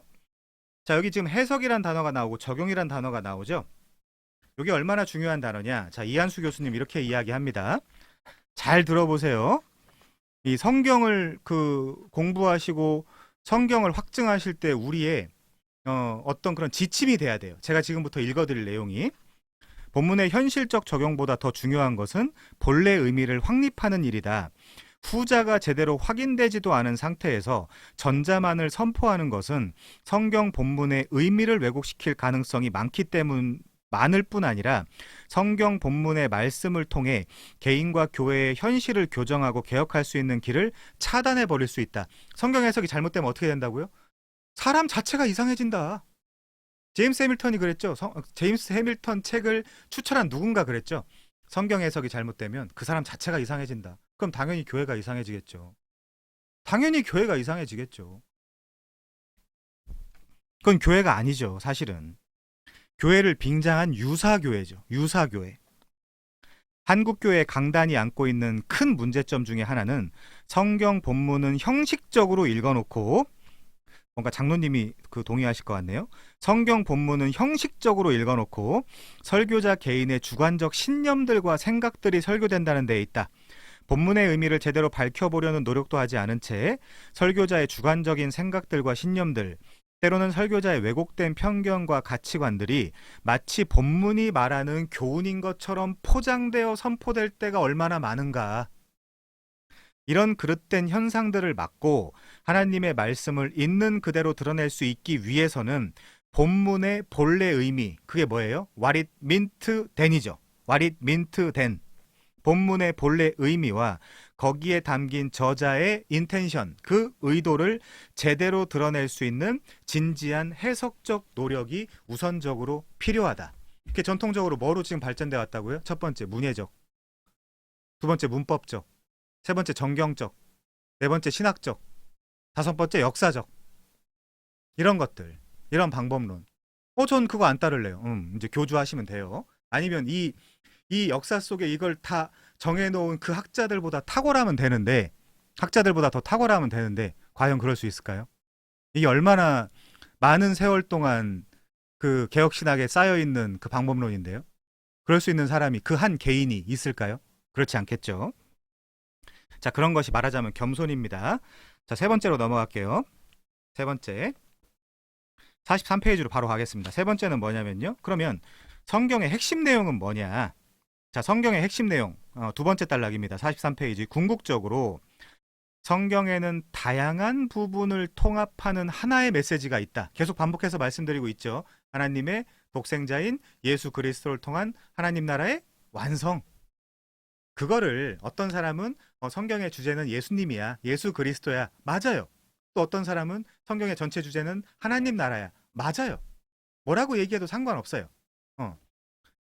자, 하나님의 독생자 예수 그리스도를 통한 하나님 나라의 완성, 이게 성경 전체 주제입니다. 요한계시록 마지막이 이야기하고 있는 부분이죠. 자, 그래서 성경의 저자가 하나님임을 감안하면 우리는 성경을 펼 때도 통일성을 당연시한다. 하나님 한 분이 저자니까, 그렇죠? 하나님 한 분이 저자니까 통일성, 인터텍스추얼리티 혹은 인터텍스트, 우리 그런 성경 많이 있었죠. 이 어르신들, 저보다 선배님들 아실 텐데 관주 성경이라는 거 있죠. 관주 성경이라고 있죠. 그게 그 본문을 다른 성경이랑 어떻게 연관되어 있는가라는 최소한 노력이 담긴 성경이에요. 그게. 근데 그게 물론 옛날 그 버전들이 많고 이제 그러기 때문에 틀린 경우가 많습니다. 그 틀린 경우들을 우리 선배님들이 잘 파악하셔서 그 부분을 찾아내서 교정하시면 되겠죠. 그게 전문 용어로 간 본문이라고 하는 거예요. 이건 간 본문이라는 건 이 신학자들이 쓰는 개념이 아니라 문학에서 쓰는 개념이에요. 간 본문이라는 개념은 관주죠, 관주.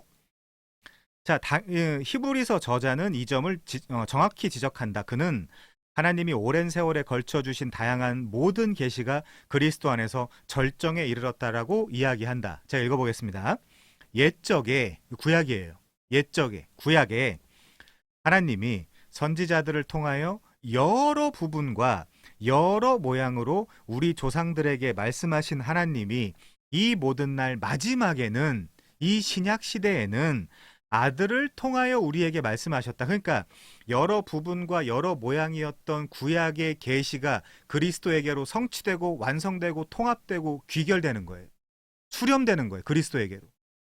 그래서 우리가 구약을 볼 때, 야, 이 본문이 어떻게 그리스도에게로 통합되는가, 성취되는가라는 관점을 가지고 읽어야 돼요. 그게 건강한 관점이에요. 이거는 여러 신학적 방법론 중에 하나를 선택하는 것이 아니라 예수님이 하신 말씀이에요. 토라, 네빈, 케투빔 다, 판타 다 나에 대해서 가르치고 있는 말씀들이야 라고 예수님이 말씀하셨으니까 이거는 개혁신학이냐 아니냐 이런 문제가 아니고요. 예수님이 하신 말씀을 우리가 따라가는 거예요. 자, 넘어가겠습니다. 하나님이 선지자들을 통하여 말씀하시고 그 말씀을 기록하심에 따라 그리스도에 대해 기록된 신약으로 종결된 정경으로 이루어진 것이다. 이 부분을 자세히 추적해가는 그 추적 과정을 성경의 정경화 과정이라고 이야기합니다. 이 부분도 검색하시면 잘 나올 것입니다. 자, 넘어갈게요. 그러면 성경은 무엇에 대한 책이냐? 이 소제목, 성경의 핵심 내용은 뭐냐? 자, 다음 줄이요. 성경의 핵심 내용은 우리 삼위일체 창조주이신 언약의 하나님이 우리 주 예수 그리스도 안에서 우리를 구속하고 만물을 새롭게 하기 위해, 그래서 개혁신학은 만유갱신입니다. 여기 다 그냥 다 불사질로 불태우고 새로운 나라 가서 사는 게 아니라 우리의 과거의 생각, 과거의 관점, 과거의 행동 다 기억하고 가는 거예요. 그래서 우리는 아름다운 삶을 살아야 돼요. 그거 다 기억나요. 나중에. 만유갱신이에요. 자, 다시. 성경의 핵심 내용은 우리의 삼위일체 창조주이신 언약의 하나님이 성부는 계획하시고 성자는 실행하시고 성령은 적용하시는 이 삼위일체 하나님이 우리 주 예수 그리스도 안에서 우리를 구속하시고 우리의 기업물을 짜죠. 만물을 새롭게 하기 위해 행하신 일이라고 말할 수 있다. 성경의 핵심 내용이 그렇다는 겁니다. 그래서 구속이죠. 결국 그리스도 안에 있는 계시의 충만함에 비추어, 그리스도 안에 있는 계시의 충만함에 비추어, 이게 무슨 말이에요? 그 십자가 사건, 예수님의 그 구속 사건에 비추어 본문을 이해하기 전까지는 성경의 어느 부분에서도 우리를 위한 하나님의 목적을 온전히 이해할 수 없다는 거죠. 그래서 신학자들, 책들 이름도 많이 있어요. 신약의 빛을 통해서 바라보는 구약, 이런 책 제목도 있고요. 십자가라는 프리즘을 통해서 바라보는 구약, 이런 책들도 있고요. 여기도 이 서재에도 그런 책들이 많이 있습니다. 학자들이 그런 연구해 놓은 책들이. 따라서 예수님은 하나님이 이전해 주신 모든 계시의 목표이다 라고 할 때, 그럼 이전 계시는 뭐 때문에 있는 거예요? 예수님 때문에 있는 거죠. 그리스도가 오시기 전에는 하나님의 말씀이 권위가 있었지만 불완전했다. 그러니까 구약은 불완전한 거예요. 이렇게 이야기해도 되냐? 히브리서 8장 7절에 보면 첫 언약이 무흠하였더라면 둘째 것을 주실 이유가 없다 그러죠. 첫 언약이 뭐예요? 구약이에요. 불완전했어요. 흠이 있었어요. 무슨 흠? 우리를 구원하기 할 때 흠이 있다는 얘기가 되겠죠. 그 자체가 불완전하다기보다 우리가 불완전한 거예요. 그래서 우리가 구원받기에 구약만 가지고는 불완전하다라고 우리가 바꿔서 읽어야 되겠죠. 자, 예수님을 통해 하나님의 이전 계시가 성취에 이르렀다. 어디서요? 십자가에서. 그리고 성령이 강림하심으로. 그때부터 신약 시대입니다. 자, 이제 모든 성경은 그리스도에 비추어 이해해야 한다. 굉장히 중요한 표현입니다. 그리스도는 성경의 주제이며 목표이다. 누가복음 24장에서 우리가 최근에 이 본문을 굉장히 잘 다뤘었죠. 제자들이 예수님의 죽음에 대해 환멸을 느꼈던 일을 기억할 것이다. 예수님은 제자들을 어떻게 깨우치셨는가? 이에 모세와 모든 선지자의 글로 시작하여 판타, 모든 성경에 쓴 바 자기에 관한 것을 자세히 예수님이 이 두 제자들에게 설명을 해주셨어요. 마음이 뜨거워졌어요. 그리고 전도하러 다녀요. 우리가 이 일의 증인이다 라고 전도하러 다니는 거예요. 물론 27절뿐만이 아니라 44절에 보시면 모세의 글, 모세우스, 선지자의 글, 프로페테스, 시편의 글, 이 토라, 네빈, 케투빔이 다 그 예수님을 가리키고 있다라는 그 이야기를 할 수 있겠죠. 토라, 네빈, 케투빔. 자, 이것이 바로 성경이 말하는 전부다. 이것이 바로 성경이 말하는 전부다. 아니, 그보다는 이 분이 바로 성경이 말하는, 관사 하나만 집어넣을게요. 그 분이다. 그 분이다. 아, 그럼 우리한테 무슨 결론이 나오죠? 그동안 많이 들어왔던 구약은 오실 자 예수님에 대한 책이다. 신약은 오신 자 예수님에 대한 책이다. 아, 이 얘기가 그 얘기구나. 이 얘기가 그 얘기구나. 자, 이 말은 구약 모든 저자가 자신의 글과 저작이 하나님의 전체 계획에 어떻게 들어맞는지 구약 모든 저자가 이해했다라는 뜻이 아니다. 그들이 어떻게 그걸 다 이해할 수 있었겠는가? 베드로는 자신의 편지 가운데 하나에서 이 점을 이렇게 숙고한다. 이것도 우리가 최근에 다뤘었는데 한번 볼게요. 이 구원에 대하여는 소테리아, 물에서 건져낸다라는 의미입니다. 이 구원에 대하여는 너희에게 임할 은혜를 예언하던 선지자들이 연구하고 부지런히 살펴서 에크제테오 엑세류나오, 연구하고 살폈다. 막 추적했다. 공부했다. 그러니까 신사도들 흉내내는 애들은 하나님이 오늘 내게 말씀하셨어. 너는 내 말을 들어야 돼. 이렇게 이야기하지만 착각이라니까요. 선지자들도 아주 열심히 연구하고 부지런히 살폈다니까요. 그런 사람들 말을 어떻게 따라다닙니까? 그게 바로 주관주의죠. 그들이 바로 주관주의죠. 아니, 제가 이렇게 가끔 비꼬기도 하는데, 아니, 예수님 믿기도 힘든데 신사도 너까지 믿어야 되냐, 내가 네 말까지. 이렇게 우리가 그 이야기할 수 있겠죠. 그 말을 어떻게 믿습니까? 근데 그거 따라다니는 사람들이 많다니까요, 한국에. 자, 이 구원에 대하여는 너희에게 임할 은혜를 예언하던 선지자들이 연구하고 부지런히 살펴서, 그러니까 뭘 살핀 거예요? 자기 속에 계신 그리스도의 영이 그 받으실 고난과 후에 받으실 영광을 미리 증언한 걸 살핀 거예요. 선지자들이. 그러니까 구약에서 이미 선지자들이 예수님의 고난과 부활, 영광에 대해서 살핀 거네요. 살핀 거네요. 자, 누구를 또는 어떠한 때를 지시하는지 에류나오, 상고하니라. 이 섬긴 바가 자기를 위한 것이 아니요 너희를 위한 것임이 아포칼립토, 계시로 알게 되었으니 드러났다. 확연히 드러났다. 이것은 하늘로부터 보내신 성령을 힘입어 복음 전하는 자들로 이제 너희에게 알린 것이요 천사들도 파라퀴프토, 살펴보기를, 천사들도 공부하길 원한대요. 왜요? 아니, 저렇게 죄 많고 더럽고 연약한 인간들을 왜 내가 최고로 여기고 내가 섬기는 우리 주, 그들은 뭐 우리 주라고 안 하겠지만 예수님이 왜 십자가에 못 박혀서 저렇게 처참하게 돌아가셔야 되지? 천사들도 이해가 안 되는 거예요. 천사들도. 그러니까 당연히 살펴볼 수밖에 없죠. 천사가 어떻게 이 구속의 대속의 신비를 다 할 수 있겠습니까? 천사들도 야, 이거 너무 궁금하다. 저들은 도대체 누구이길래 하나님이 저 큰 희생을 감수하심으로 저들을 구원하신단 말인가? 너무너무 궁금하다. 천사들도 살펴보기를 원한다. 왜요? 천사들이 우리 위에 있지 않죠? 그쵸? 우리를 위에 있다라고 그렇게 하죠? 그러니까 우리를 섬겨야 되는 존재들이거든요. 그러니까 살펴봐야죠, 그들도. 저들이 그냥 일상생활, 자, 저자가 생각이 안 나네요. 아무도 보는 이 없을 때 당신은 누구입니까? 라는 책이 있어요. 그 질문이 여러분들의 삶과 여러분들의 인생 속에 떨어진다면 여러분들이 신자라고 막 자신있게 하나님 저는 신자입니다라고 이야기할 수 있어요? 뭐, 여기 계신 분들은 모르겠지만 저는 못해요. 저는 못합니다. 결코. 근데 그거를 어쨌든 천사들은 볼 거 아니에요. 천사들은 아니 저 유치하고 더럽고 연약한 저 인간을 구원하기 위해서 예수님이 십자가로 뛰어드셨다고? 천사들도 파라퀴프토 살펴보기를 원하는 것이니라. 이해가 안 되는 거예요. 이거에 대해서. 자, 베드로에 따르면 선지자들은 어둠 속에서 활동했다. 자, 이 말은 없으니까 뺄게요. 선지자들은 자신들이 행하는 일에 더 큰 목적에 기여하고 있다는 것은 알았지만 세부 사항은 모두 알지는 못했다. 그래서 연구하고 살핀 거겠죠. 영감에 대한 성경의 시각을 감안하면 이것은 우리에게 문제가 되지 않는다. 이는 저자의 의도 때문에 모든 본문이 어떤 특정한 의미를 지니지만 기록된 내용의 완전한 의미와 본문의 궁극적으로 가리키는 바는 성경 이야기가 완벽하게 다 펼쳐지는 때에만 명료하게 드러난다는 것을 의미한 뿐이다.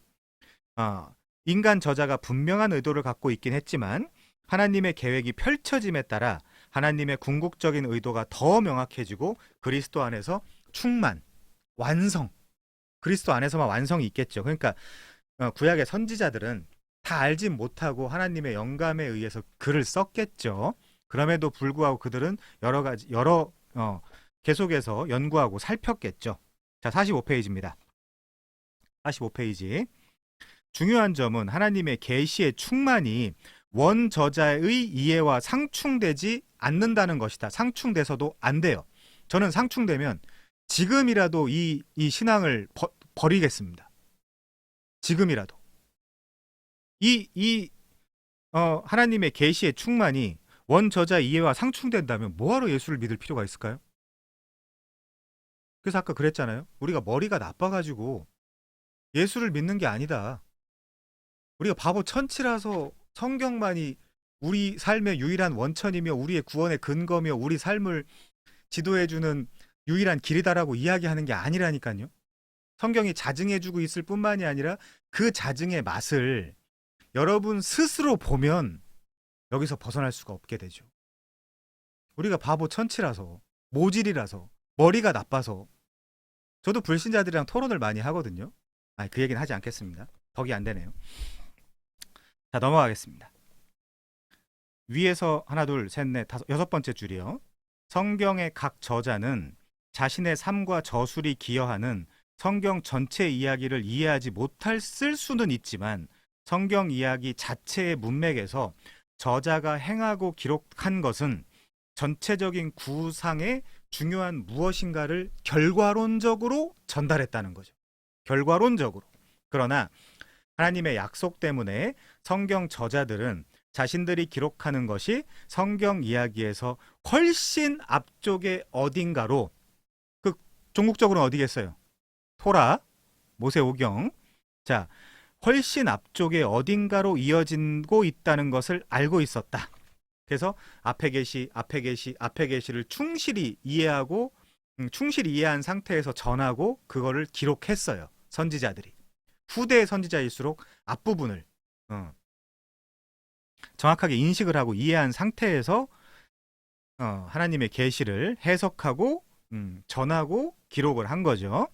자, 베드로가 우리에게 일러주듯이 성경 저자들은, 그러니까 선지자들은 완전한 줄거리를 알지는 못했지만 이야기가 어디로 이어질지 간절히 알고 싶어 했다. 어디로 이어졌겠어요? 그리스도의 십자가로 이어졌겠죠. 그리스도의 십자가로. 자, 그래서 천사들도 분명히 마찬가지다. 너무 궁금하다. 이 일이 어떻게 될까? 하나님은 뭐 하시는 걸까? 천사는 전지, 전능, 편재, 옴니사이언스, 옴니포텐스, 옴니프리센스의 존재가 아니에요. 천사들은 이 계시를 온전히 알고 있지 못합니다. 그렇기 때문에 아마 천사들도 그리스도의 십자가를 보고 저는 깜짝 놀랐을 거라고 생각해요. 어떻게 이런 일이 있을 수 있겠는가? 저들의 존재가 대체 뭐길래 이 창조주이신, 이 온 우주의 주인이신 그분이 저 험한 십자가를 지실 수밖에 없었는가? 이렇게 생각을 했겠죠. 자, 결론입니다. 그러면은 굉장히 중요한 그 표현이, 그 의미가 담겨 있겠죠. 성경이 어떤 책인지 알았다면, 1, 2, 3번을 이해했다면, 그러면 성경을 어떻게 읽어야 하는가? 지금까지 우리는 성경이 무엇인가라는 질문을 생각해 보았다. 물론 이거에 대한 강의는 몇 달 해야 돼요. 성경 자체에 대한 강의는 몇 달 해야 되지만, 자, 그럼에도 불구하고 성경이란 무엇인가라는 그 질문을 아주 단편적으로 우리가 말씀을 좀 나눠봤습니다. 이 질문은 우리가 성경을 충실하게 읽으려면 가장 먼저 답해야 되는 질문이지만 여기서 멈출 수는 없다. 우리는 또한 성경을 어떻게 읽어야 하는가도 물어야 된다. 성경이 무엇인가를 물론 대충입니다. 대충 이해를 했다면 이제 성경을 어떻게 읽어야 되는가를 물어야 되겠죠. 자, 어느 책이나 그렇듯이 성경 해석에도 적절한 방법과 부적절한 방법이 있다. 더욱이 성경이 무엇인지를 감안하면 잘못된 해석은 특히 심각한 문제다. 여기서 가장 주의해야 될 점이 뭐라고요? 주관주의. 주관적 성경 읽기. 이런 이유로 바울은 큐티 같은 것들 아주 심각한 문제를 담고 있습니다. 이런 이유로 바울은 디모데에게 진리의 말씀을 옳게 분별하라라고 권면했는데, 여기 오르도 토메오란 단어거든요. 마치 일본어 같네요. 오르도 토메오. 자, 디모데에게 진리의 말씀을 옳게 분별해라. 오르도 토메오. 호도스가 길이죠. 그러니까 이 오르도 토메오라는 단어는 길을 옳게 낸다는 뜻이에요. 길을 옳게 낸다. 길을 옳게 낸다. 말하자면 웨이메이커죠. 자, 진리의 말씀을 옳게 분별하라고 권면하는데, 이는 디모데 자신과 청중의 생명이 달려있기 때문이다. 자, 진짜 중요한 성구니까 찾아볼게요. 디모데전서 4장 16절입니다. 요 부분만, 요 성구만 지금 내 영혼에 각인돼도 저는 이 강의가 어느 정도 성공했다라고 보는 입장이에요. 자, 디모데전서 4장 16절입니다. 진지하게 읽어볼게요. 디모데전서 4장 16절 15절부터 보겠습니다. 이 모든 일에 전심전력하여 너의 성숙함을 모든 사람에게 나타나게 하라. 네가 네 자신과 가르침을 살펴 이 일을 계속해라. 이것을 행함으로 내 자신과 내게 듣는 자를 구원하리라. 그럼 우리가 반대도 한번 생각해 봐야 되거든요. 자, 이것을 안 행하면요, 진리의 말씀을 옳게 분별하지도 않고 진리의 말씀을 옳게 전하지도 않으면요, 이것을 행함으로 네 자신과 내게 듣는 자를 지옥에 빠칠 것이다. 이렇게 우리가 이해할 수도 있겠죠. 굉장히 중요한 성구예요. 이 성구는.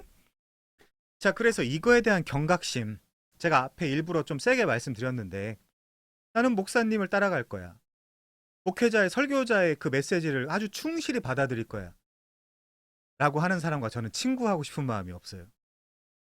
어떻게 하나님에 대한 거룩한 욕심이 저거밖에 안 되는 사람과 저는 사실 시간을 나누고 싶지 않거든요. 개인적으로, 물론 개인적인 이야기입니다.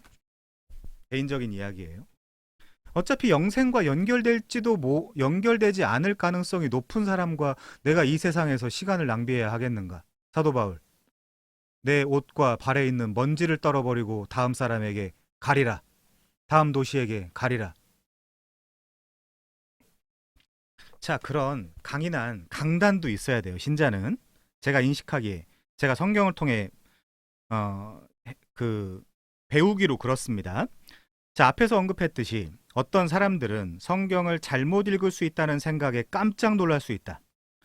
하나님은 성경을 통해 우리 각자에게 말씀하시지 않는가? 우리가 읽는 것이 분명히 하나님이 주시는 말씀이 아닌가? 그렇기는 하지만 우리가 때때로 하는 이런 생각이 항상 옳은 것은 아니다. 자, 다음 3장에서는 2, 3, 4장이겠죠.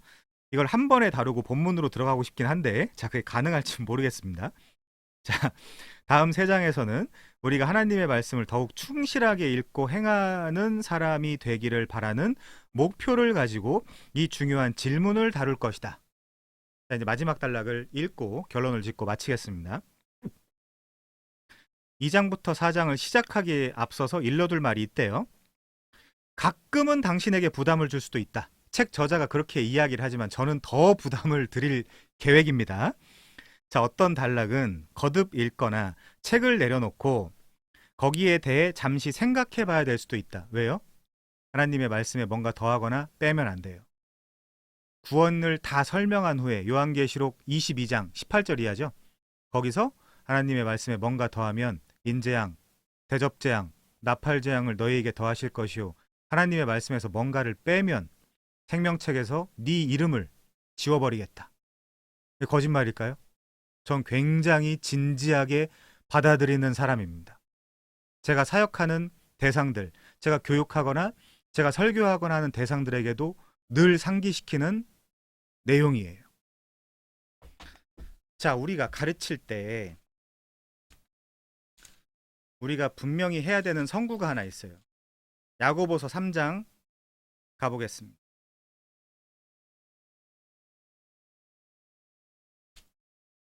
야고보서 3장 1절입니다. 야고보서 3장 1절이요. 내 형제들아 너희는 선생된 우리가 더 큰 심판을 받을 줄 알고 선생이 많이 되지 마라. 나대지 마라 소위. 나대기 전에 열심히 공부하고 살피고 부지런히 연구하고 상고해라. 그 이야기입니다. 그리고 우리 다 선생이 돼야 돼요. 나이가 먹은 만큼 다 선생이 돼야 됩니다. 교회 안에서. 가르쳐야 되고요. 사역해야 돼요. 사역은 교회 안에서 외롭고 배고픈 자들 와서 밥 드세요. 자, 제가 외로움을 달래드리겠습니다. 그게 교회 사역이 아니에요. 진리의 말씀을 옳게 분별해서 그 말씀을 전해주는 것이 교회 사역이에요. 우리 다 선생이에요. 다 선생입니다. 가끔 당신에게 부담을 줄 수도 있다. 어떤 단락은 거듭 읽거나 책을 내려놓고 거기에 대해 잠시 생각해 봐야 될 수도 있다. 그런데 우리는 보드게임을 하기 전에 지시사항을 읽는다든지 축구 경기를 하거나 관람하기에 앞서 규칙적인 설명을 듣는다고 생각해 봐라. 규칙을 알면 게임이 이해가 가고 게임을 더 잘 즐길 수도 있을 것이다. 하지만 그런 규칙이 더 큰 게임에 어떻게 들어맞는지를 알기 전까지는 규칙을 배우는 일이 지루하고 좌절이 따르는 일일 수도 있다. 힘을 내라. 힘내시기를 바랍니다. 자, 다음 장에 나오는 중요한 문제들과 씨름하는데 시간을 투자하면 이 책의 2부에서 나오는 성경 이야기의 탐구가 훨씬 더 즐거워질 거라고 하네요. 자, 오늘 제가 다룬 내용들은 좀 전문적인, 그러니까 아카데믹한 내용들이 많이 있어요. 뭐 사실은 제가 다른 데서 강의할 때 이야기하는 신학생들이 설교 준비를 할 때의 지침들 이런 것들이 많이 포함되어 있기도 하고 한데 그걸 떠나서 제가 아까 더글라스 스튜어트의 그 테이블 컨텐츠를 읽어드리면서 거기서 우리가 성경을 주해하고 마지막에 설교를 작성하는 데에 이르는 그 과정을 제가 한번 설명해 드렸잖아요. 그 과정을 이 강을 다시 한번 진지하게 유튜브에 올라오니까요. 이 강을 다시 한번 진지하게 들어보셔서 뭐 아니면 뭐 이런 RC 스프롤에 7,000원이네요. 비싼 커피숍에서 커피 한 잔 값 7,000원. 자, 10,000원이네요. 뭐 밥 한 그릇 값.